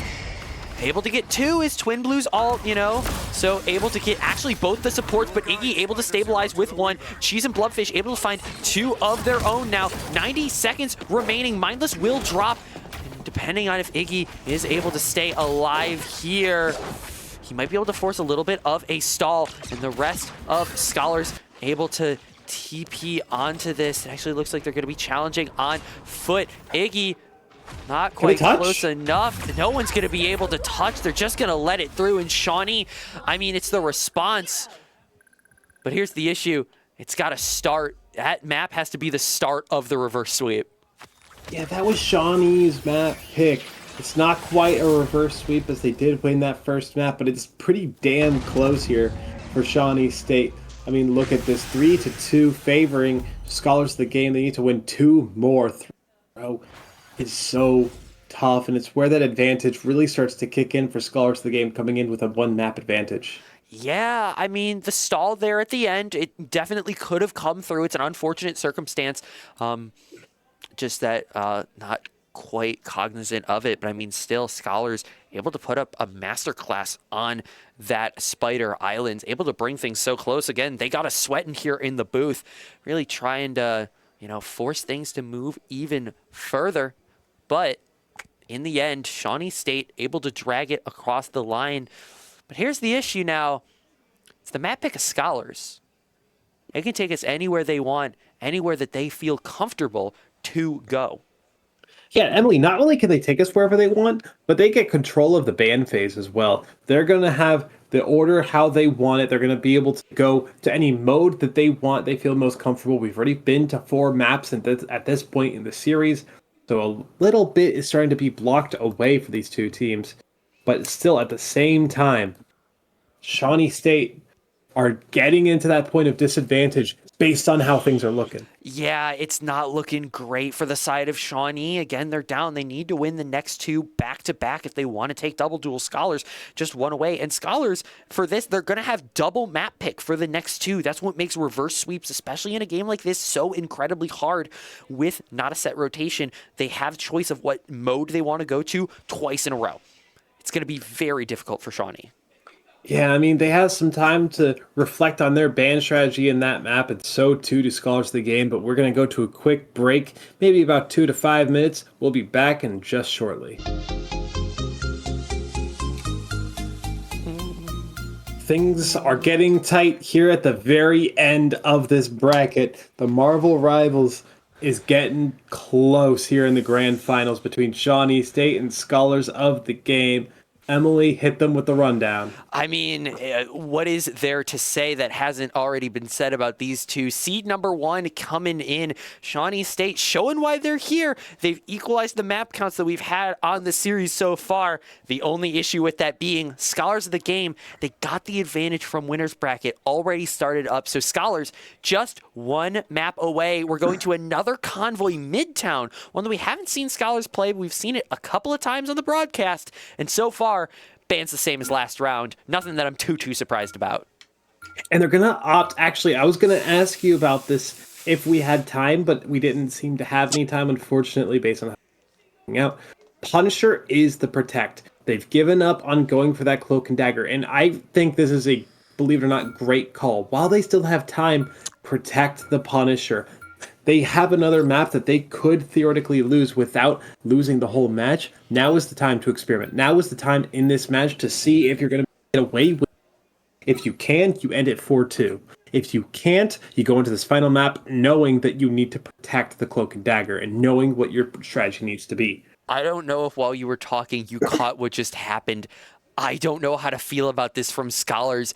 Banning out the Strange. You saw them protect it last game, so you know they like it. That's going to stop any type of last-second contests that they could have. Going to protect the Invisible Woman. Not super surprised about this. Lex talked about how it was really probably their second most comfortable option on the roster. So I'm very interested to see what this is going to be in the 3rd round band of the Gambit. I like that. I like just consistently limiting the output that Shawnee could potentially have. I mean, I think that the Strange ban makes the most sense. Just personally, I think it was weird that they protected it in the past, and now that it is banned as well as this Iron Man to confirm no crazy range damage. I do actually expect Wolverine could be an option here, but they're going to go for the magic instead. But I do think that's one thing to consider if Secret is able to get too much damage on the line. And with that ban, we're going to see Twin Blue. They have to reconsider what they're going to play here. Captain America's the current hover, but with no Doctor Strange in the lineup, I mean, that can hurt just as much as anything else. And we're going to see something that we have completely forgotten about here, at least to start. We could end up seeing, of course, the Deadpool tank. Yeah, Sylvis still on that hover, though. I think that's the issue. Going to end up opting for the Magneto. I mean, when you look at both of these teams, things getting a little bit silly throughout the entirety of the lineup. Very interested to see how this is going to play out.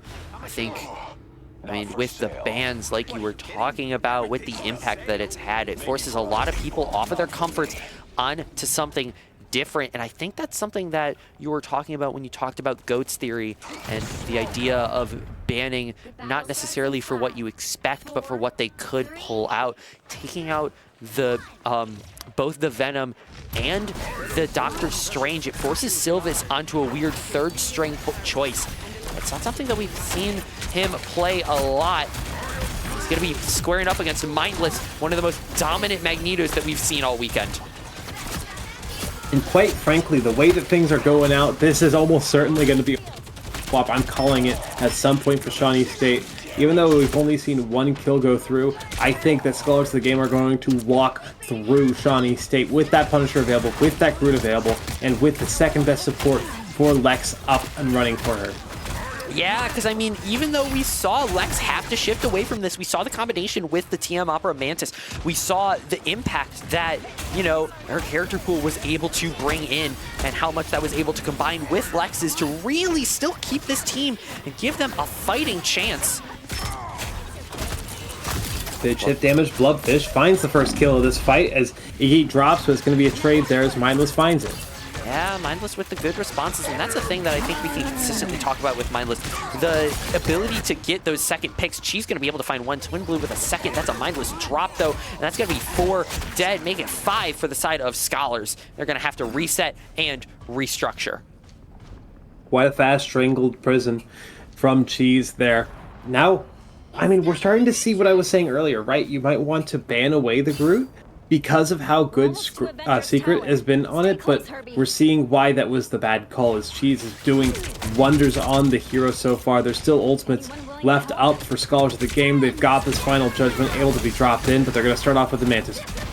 Yeah, the issue with that, like we were talking about, double Invis Woman ults coming out, and I can see the combination on the board, which might end up being a problem. The entanglement gets popped. Roku is going to drop. Mindless not going to elect to pop that with 3 already dropping. Secret going to fall as well. Mindless gets 1. Iggy gets traded. Mindless with the final pick, and that's side of Shawnee still holding here, still making things competitive. Yeah, despite everything, they still stand strong. 2 ults, though, available for Scholars of the Game, and it'll be enough to break through Civis's Meteor M. If he's able to try to throw it out before it gets blasted by the final judgment, then it can get that kill onto the Punisher. But if they play this correctly, the Meteor M won't be a concern. Yeah, big damage coming out from the ball already, but a massive, just an insta-pop of it. 3 picks found. Cheese with another 2, and it's Lexus going to be able to survive, regroup with the team. Iggy forced onto another pick. It is that Hawkeye TM swapping over to the Rocket. We know how much power that it's been able to bring out. Yeah, but it's usually when it's been the Rocky Raccoon, it's been Iggy pulling it out in the past, right? Playing that triple support composition. And now with how fast that fight went, Cheese has built up to another strangling prison. And fine enough is Mindless ready to drop that Meteor M himself, despite how good Civis was with it last fight. Yeah, Cheese going to be able to put a lot of damage in the entanglement. It's going to be able to find Bloodfish 3, Cheese with another, Twin Blue with another, and that's just going to be a wipe. And the side of Scholars, you're going to be struggling to get this final touch in, especially without the Strange Portal. Iggy swapping over to the Moon Knight, not something that I hate to see here. Everybody else going to be sticking the same. Trying to change things up. They're just unsure what they want to play here. Bloodfish yet again in this backline position. Mindless still has this ulti Bloodfish with the Evil Within available to be popped. Once they drop it in, they can do some havoc. Yeah, Bloodfish already able to get a little bit of damage on, trying to get the finish. Won't see it quite yet. Iggy getting some impact here with that. The entanglement already able to pop. The Evil Within gets popped along with that. But Roku with a big 2. That's the first time we've seen it. Mindless with another 2. It's a big shutdown. Bloodfish, last man alive. Cheese gets dropped. Bloodfish just trying to escape. And Scholars, they're going to extend that clock just by a little bit with that capture. This might be the lineup that they need to work with going forward. The amount of impact that it has found so far, able to push it across the line, but 3 players so far away from their ults. It's going to be a long time till they have those up, and time is something that Scholars does not have to spare. And I was about to say, I'm confused why they didn't think to pull out the Moon Knight sooner with how good Iggy has been on it when given the opportunity. There's 2 ultimates available for the defenders to hold the line here, make it 3 in just a moment, make it 4 in just a moment actually. This should be a hold on the second point here. Yeah, they're going to be able to get up. The Invisible Woman ult comes in. The Apex Predator and the Luna Snow in response will be able to sustain them for a long time. Iggy dropping the Moon Knight ult into the side of the Invisible Woman ult. Should be able to get a little bit, but the entanglement is going to be able to find some, yeah, big impact from that entanglement. 4 found from the side of Scholars. TM Opera able to get Lex back online, but it's not really going to matter. Minute 20 left, and Scholars, they've been able to push it a little bit further, so they have a little bit more space to work with. A minute left. One solid fight, and with no Doctor Strange in the field, they're not going to be able to go for a recon into this one. Iggy doing so much damage from range, 30% to this next hand of Khonshu. It's not going to be up anytime soon, but Roku has got his own ultimate. If Civis can block this one again and blow through the players on Scholars of the Game, it's 1, but it's not enough. And it's able to get a 1, but it's instantly responded by Roku with this final judgment. It's been that real decisive like turning point there. Roku with another just from the primary fire. Now trying to get for the stagger. It's 3 of the side of Shawnee left up. Cheese will drop. Roku with big damage, another one found. That's both of the supports of Shawnee put on to the stagger. That might be Shawnee just giving this position over to Scholars, not wanting to really go in without those supports. As you know, you see Iggy and Roku just rip through people, and that ult pop from TM Opera, you should be able to get it up fast, but maybe a little bit, I don't know the word. Quicker, maybe. They get through that second point just about. This is a great push based on how close these points have been at times. Both points, I believe, have hit overtime here for Scholars of the Game. They've got the Strangling Prism now to keep the momentum going, but again, they can lose maybe one fight before they're in last fight territory, and they have to start sweating. They can't really lose it now. Yeah, and I mean, when you look at that ult disparity, you are going to be able to get 2 of them ult for the side of Shawnee State. Civis on that Magneto, it's going to be a very long ways away. It's one of those things that we've been seeing a lot of impact from, but the Luna Snow ult will get popped. Piggy will be able to get the pick onto Twin Blue either before or during it was going on. Either way, it's an important pick. Secret finds 1, and the ult from Mindless could be coming through. Oh, no contact seen, but another Invis ult popped. The Eva Within rolled as well. I mean, these ults seemingly do absolutely nothing, especially Bloodfish. I've always wondered what that ult is even supposed to do half the time. It does so little, especially when compared to something like the Apex Predator. Drags 3 in, and Dirty Bubble cleans house. Yeah, and this first Scholars, 10 seconds left. They're going to need to get some sort of touch here. It's going to be Opera? It might need to be Opera with a little bit in there, unable to really get the long form stall, especially not at the time that it's necessary. And Scholars, I mean, they'll be able to get a good 2 with a little bit more on the clock. So for the side of Shawnee, it's going to need to be a capture up to that point, or Scholars are going to be able to close it out here. We're not going to see too many deviations on composition. Scholars of the Game feel confident on what they found to be their current composition. The ban phase has really evolved to be this point where, you know, the most prominent heroes for quite a few of these plays haven't banned away, right? We see the Strange gone. That's been great after the Venom for Civis here. Meanwhile, the Ultron and Cloak and Dagger, both supports have taken quite a hit on the side of Scholars of the Game. And we're seeing how the game has evolved, how these players have evolved when their best heroes are out of line. And both teams have adapted very well.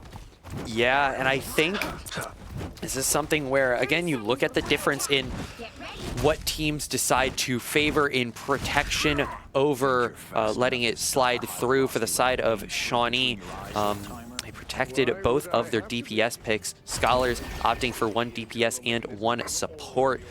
That allows for some of the targets to come through, but we've seen, I mean, big impact from Roku. I don't know if it quite outweighs the impact that Lex was having on the Cloak and Dagger, but it definitely is making itself valuable.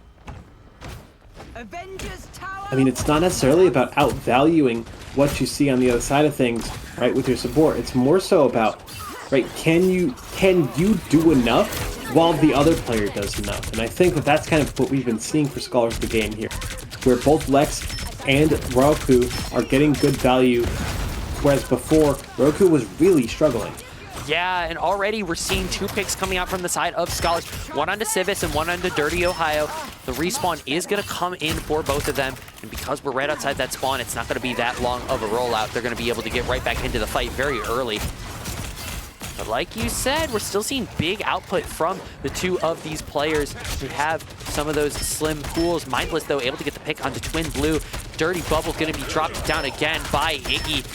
It's more of just this height play from the side of Scholars with that hard DPS of Roku, able just to provide so much pressure at the side of Shawnee. They really haven't been able to fight.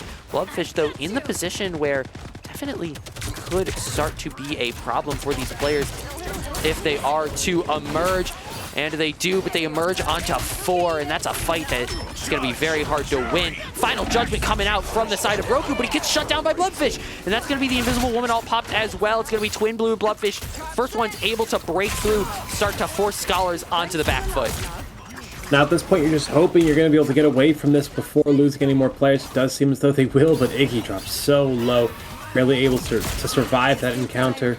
Does have the Hand of Khonshu to bring them back into this, but Dirty Bubble has got that Sia available. That Rocket Raccoon with the damage boost, the overhealth, is going to be so hard to fight through, and Roku was so reliable and so necessary with that ultimate. Yeah, Cheese and Civis able to find 2 of their own picks. Opera able to get Secret back up, but Mindless, he's going to drop again. And that is going to be Shawnee able to capture first point and give themselves a lot of time to work with. We saw Scholars really good in that opening position, but after a little bit crumbling and letting Shawnee get the rest of their placement. Stringling Prison walking up here for Secret, looking to isolate a target potentially before the ult even goes off with these walls. There's not been a great option so far, but now has been found. Look at that, many crap at the walls on both sides are so difficult to break through. The Hand of Khonshu will break down the remaining players, and only 2 left, but they will not last for long if they can be hunted down.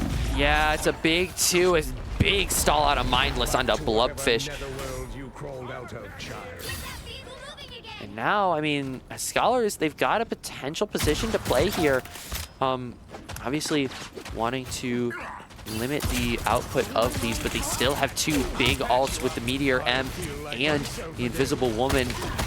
Both could be very powerful, but Cheese, he's so low, gonna not be punished quite yet, but he will get found out by Iggy in the end, and Civis caught out as well. Dirty Bubble with the res onto Cheese, but it's not going to help when your other tank is down. And I just want to note how good the high ground control has been from Scholars to the game. When we're seeing the difference between these 2 teams on defense, something Shawnee State has been unable to match is just how good Scholars to the game have been at preventing Shawnee State from walking up and controlling space on the map. Scholars to the game, so good at it. Yeah, they've been really prominent with it, and I think it really comes down to the choice of composition. Roku with the first pick onto Civis, and he drops down, finds the second onto Cheese, gets picked out by Blub from the Eva within, looking for a lot more, able to find the ISO pick onto Iggy.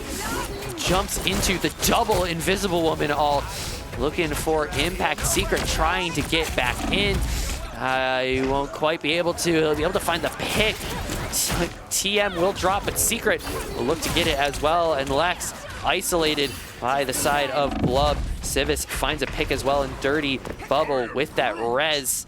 It allows for Shawnee to get back into this, and that's the issue with allowing Shawnee to push through that point. Scholars, they found their best when they've had a hard high ground to play. At this point, they really don't have that. They have these little bit of the subway cars, but it isn't like a hard holdout. It's right at the end where Shawnee needs to push into. Able to get the entanglement, and the Hand of Khonshu comes through. Iggy with a big 2. Secret gets credit for it as well. Lex going to be able to find a pick. Civis trying to stay alive, will get forced back so low on health, gets dropped down as well. And Dirty Ohio Bubble will be able to stay up, but now Scholars back on that high ground control. They can really play with this. And there's nobody on the flank right now as far as I'm aware for Shawnee State. Nobody gets any payload progress.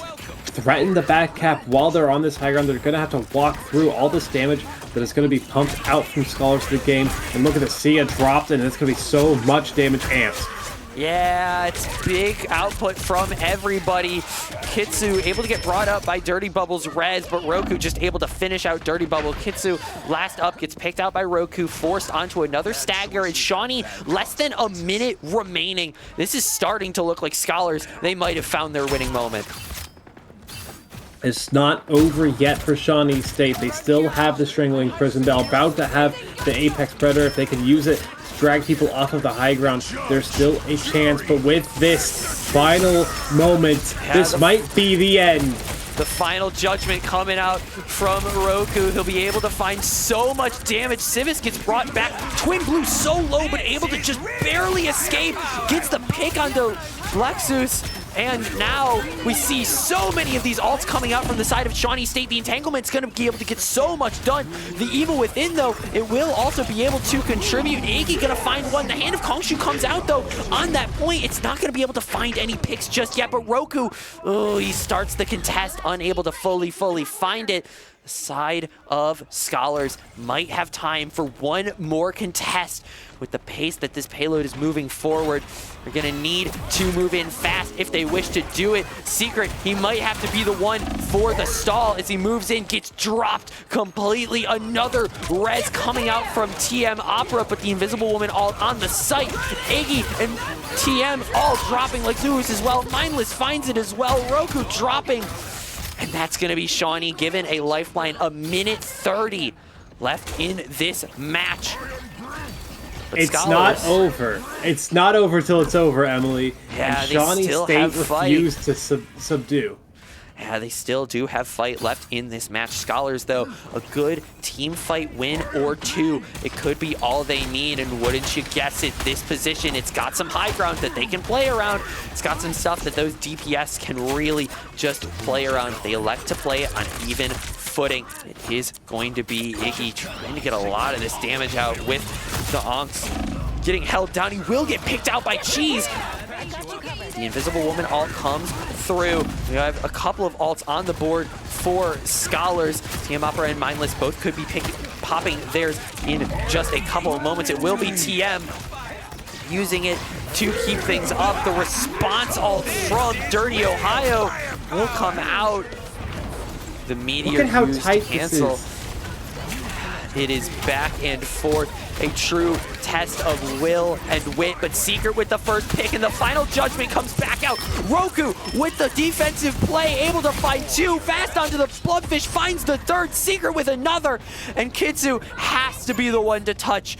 Him and Dirty Ohio, the last two remaining, the only ones who could do it, but the clock is ticking down. I'm hearing the screams from outside, and it's gonna be Scholars with the finish. The mixed team coming into this event and bringing it to the big dogs. Scholars, they send Shawnee packing, and they will take Double Duel. And so close at the end there. I have to mention how close that was. And one of the things that I feel like mentioning is yet again that ban strategy where they allowed the Cloak and Dagger. They allowed their necessary pick to go by the wayside and instead protect that Punisher, which absolutely mattered. We were talking about it before, but now look at it. 40,000 damage from the DPS player. 39 eliminations, 20 final blows, 43% weapon accuracy, an unparalleled performance from the DPS player here.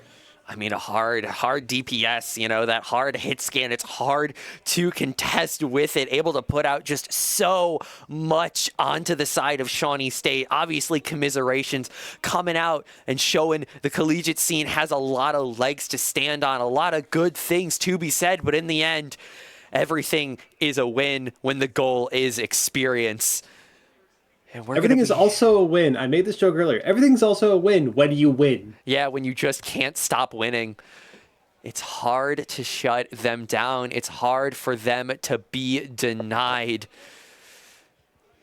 And that, I mean, you know, we're going to be getting that last second, well, our last interview of the day, waiting on the Scholar to show up. Give me a little bit of a look inside and taking a peek behind the curtains whatever it may be. You know, keeping my eyes open on our production chat, keeping my eyes open onto that door, seeing who is going to be sent through my way. You see any man behind the curtains I guess we're getting yet? everybody. Everybody. Everybody's coming in. Alrighty, we only got one headset. I'm not saying diddly squat. Oh my God. Yeah, just put one headset around everyone's head. That's what I was saying.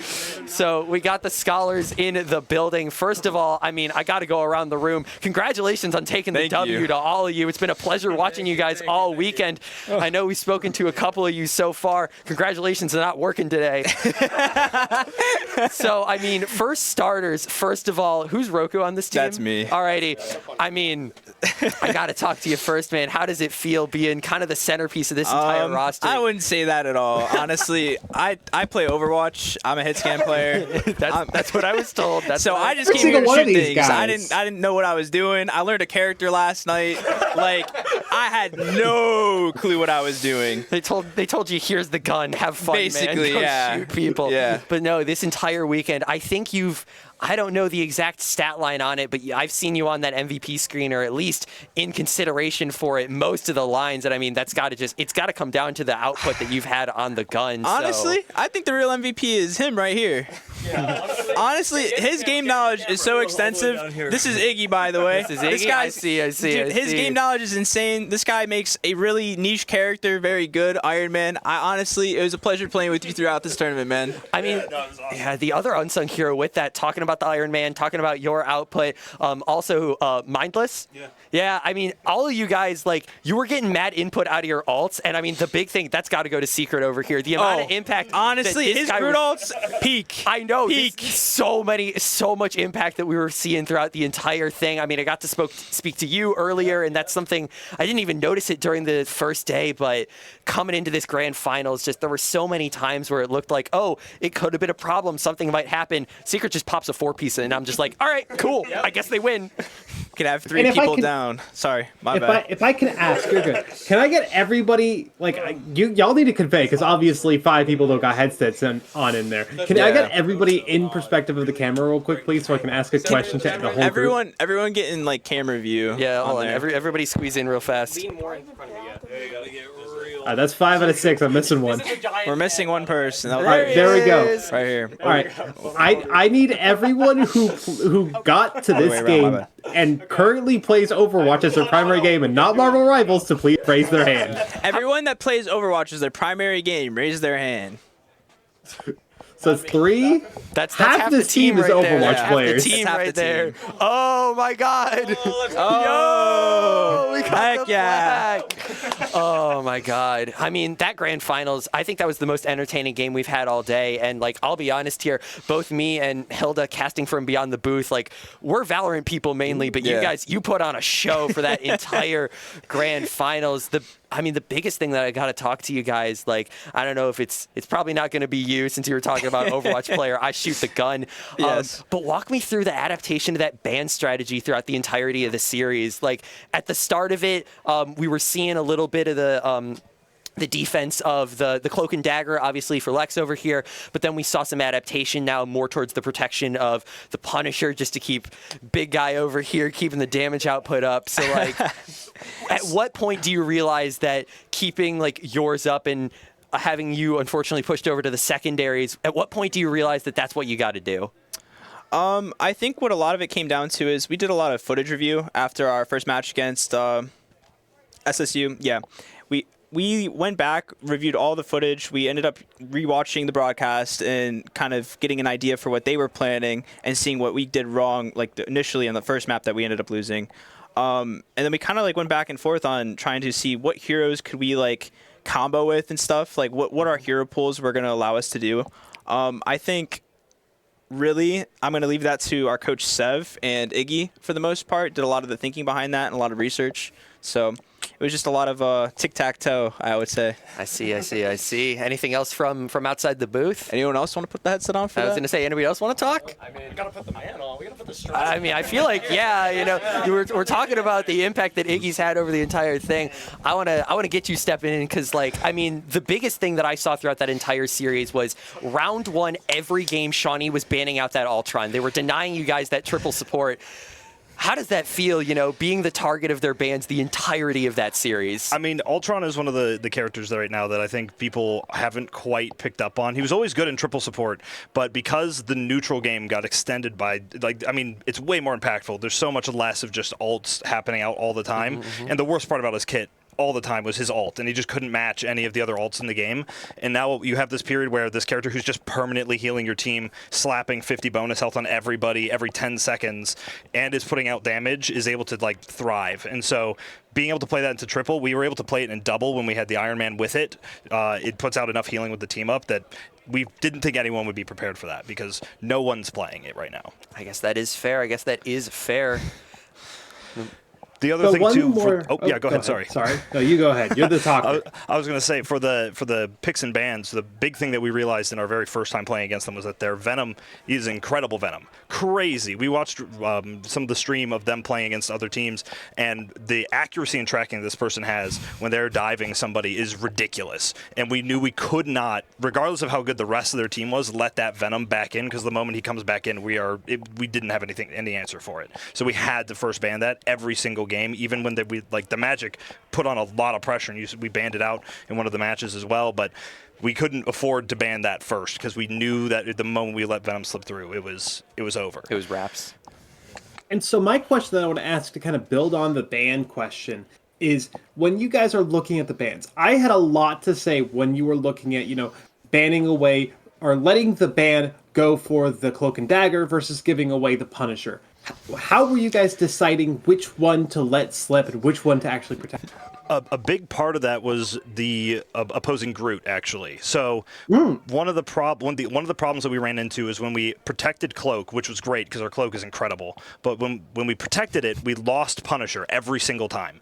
If they didn't first ban Punisher and we protected Cloak, Punisher was gone immediately. And the only character in the game who can rip those walls down that quick is Punisher. There's no other replacement for it. And so when we realized they are just hard committed, same way we were to Venom, they were committed to Ultron bans.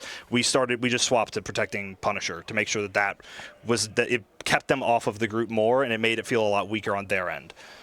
I see. Yeah. I mean, the other thing that I want to ask you about the bans is, I think every ban session that we saw you guys go through, we saw the Gambit banned at least some point in there, whether it was around 1 or obviously throughout the series around 2 and around 3. Is that just no matter what the team plays, you're always going to take it off the table, or was that specifically, especially for Shawnee? That was actually for us. So we know Secret's Groot is crazy impactful. The last thing that we wanted was for Gambit to come in and just shut down the Groot ult, because the Groot ult was central to a lot of our wins and swings in those team fights, even ones where we were down and he just throws the ult and wipes them anyway while we're out players. So the moment we let Gambit through, now all of those opportunities just vanish, because they just get cleansed, and you can take away Strange ults, in which we were using Strange a bunch as well. So it just hits too many of our big tank ults. So we just did not want it played. Okay, because I forget Hilda if you mentioned that, or if it might have been actually you mentioning that when we were talking about the whole when you were mentioning the goats comp dilemma or whatnot. Yeah, right. So it was something that we were thinking about, but. Yeah, we've seen them run the triple tank, triple support and Gambit, and that is definitely a lot stronger than the options that were left up, especially because they needed to remove so many supports from us most of the games. We knew they weren't going to be able to fall onto the triple tank, triple support. They just didn't have the pool for it at that point. That's fair, yeah. Anybody else want to step onto the mic? I mean, while we're passing it around, we gotta get mindless on there. I was going to say, he's the only one who hasn't stepped in here. He's a giant man. I need a reason to player. I was going to say, Mag player stepping in. So, I mean, the entire series, I think every game that we saw playing on Mag, is that just you're just constantly on that in all the matches? Or was that just, hey, they're never kind of banning it out, and I feel comfortable going into everything. I'm just going to keep it rolling. From all the VODs that we did review, we kind of noticed that there wasn't, everyone had a good Mag player, but no one really kept towards the Mag player. So then we realized that with the Punisher, a lot of the times too, if you just sit next to him when he ults, thanks to our coach, if you just sit there next to him as he ults, the Mag will always try to hit him first. So as long as you put the Mag shield right before he hits it, the Punisher just sweeps and just goes through. I think that was something that I'd say, Hilda, I think you brought that up when we were talking about kind of the interaction between those two, and I didn't even really notice that during it, but definitely I can see how impactful that would be. Yeah, it's kind of hard for an old guy like myself to have that reaction time. I'm not gonna lie, it's like a 2-second window. Like, Oh god, 2 seconds. How am I I'm like 28. I can't react to this. yeah, exactly. Oh man. No, yeah. I mean, I was gonna say we saw you throughout the entire weekend playing the mag. Like you were, I would argue one of the most impactful. Not only finding a lot of like impact consistently off of the mag ults, but also like you said with the minor things, with the shield and whatnot, being able to protect. Obviously, you know, your key players in the Punisher over here, but also being able to find a lot of combos, especially off of this guy's ults out here. You know, just it was. I think like really just a tide turner throughout the entirety of your guys' series, and you know. I appreciate that. Hyper impactful throughout the entire thing. Hilda, you got anything else? Yeah, one more question for you real quick. You were talking earlier about your VOD reviews coming into this. I think I remember hearing that you guys barely got one scrim across. I think it was Lex behind you. So hearing that you guys had multiple VOD reviews, interesting. How much work were you guys doing between yesterday's matches and just now? It's actually pretty funny. After we went home to the hotel, me, Iggy, and Secret, me and Iggy and Secret stayed up for a little bit, but he was exhausted because he drove a lot of us. We sat there, watched all the VODs back, and then we sat there and tried to pick what was like the most comp that Shawnee would run. And so we sat there and we listed out everything, and then one of the picks that we thought of that could be fun was the Storm pick. Not a lot of people play Storm. Again, it's that neutral game. The ult's not that strong, but her neutral game is so strong because Shawnee plays a lot of dive, but when Storm activates as the E, whenever an enemy jumps in on you, they are slowed down, you're sped up. So then you just close the line super fast and you kill anyone. Yeah, I was going to say we saw that Storm. I want to say it was the second domination. It started coming out, and it was something that I think neither of us were exactly expecting, but it definitely, like, we saw that value coming through, and obviously it was a pick that, you know, got you guys through that series. Yeah. So obviously very impactful. So, I mean, you know, first event for Double Duel, first time having Rivals onto the broadcast. You guys as a, you know, obviously having some of that experience with Overwatch, having some of that experience with competing on teams, but still as a ragtag group of 6 coming through. I mean, what's the feeling got to be, you know, taking down all these collegiate rosters, you know, teams that have had a full like semester, if not a full year of practice, and you guys, you know, first couple of times real playing as a full 6, able to just, you know, bring the pain and take it to them. It's a lot of fun. Funny enough, every LAN that I did when I was on collegiate, it was always a ragtag group of friends that comes in, sweeps this collegiate, and then just walks away with the win. Pretty consistently. I mean, hey, if there's a precedent to be set, you got to keep it up. Yeah. You know? All right. I think that's going to be wrapping up all the time that we got. Any final words for the people watching at home? I think 6 should hop on the mic really quick. Yeah, I agree. I think Big Dog got to step on the mic. Close this out. Hey, this one's the draft dodger, isn't he? So, draft dodger. Well, You're not working today, are you? That's what I meant. No, Sorry. I'm just happy that I didn't have to work. That was good. That was great. But I just wanted to leave it at, you know, everything is a win if the goal is experience. Everything is a win Great if the to goal hear. is to win. I was going to say, that's kind of the motto that we had for you guys. Everything's a win when the goal's experience, but everything's a win when you just kind of roll. So Yeah, that too, honestly.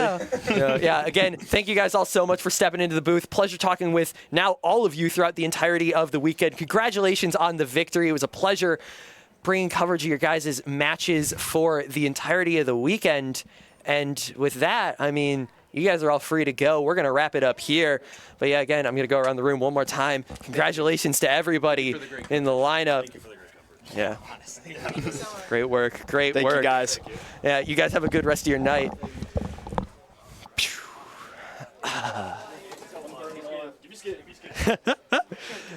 And with that, I mean, that's all we got to cover for Double Duel so far. Hilda, it has been a pleasure to bring all of these games to the viewers with you. You've been a great commentator, bringing insight in from places and experiences that I have never been able to cover. It's been an honor working with you for this entire event. I'm old. What can I say? I've been around the block for a few years. I've been in esports for about 8-ish years, if you're counting competitive and commentary experience. I've been around forever, so I'm gonna just happen to know some things just from my old age, but of 24. Oh man, But so old. I love everything that Game Arena does. Don't forget that come October, there will be Rocket League and Overwatch at the Game Arena for the Double Duel of the fall. Love what Game Arena does. Love all the hard work that they put in. Please do go to that if you have the opportunity. It's going to be so much fun. Yeah, and while we're on the topic of Game Arena, shout out to all the production and, well, obviously all the staff out here. We got Dana, who's, being on the floor, getting us all the bands and everything done. But then for the production, we got, obviously, Mr. Gabe Guffyfish bringing all of the transitions, running the broadcast from behind the scenes. I know we got Redstone as well in there, bringing you observations whenever it may come time. But yeah, it has been a pleasure to bring you all these games so far. Well, to bring you all these games this entire weekend. As Hilda mentioned, October, Game Arena will be back. Another edition of Double Duel. If you want to stick around with the Game Arena events, we got more collegiate events that'll be happening. You'll be seeing some of these schools in just a couple weeks as the GLEC LAN finals will be happening down in South Bend, Indiana. It's going to be a great time out there. Any final words for the viewers back at home? Alrighty. Thank you all for tuning in this weekend. I've been Emily. I've been joined by Hilda here, bringing you all this coverage. It has been a pleasure, and we will see you next time.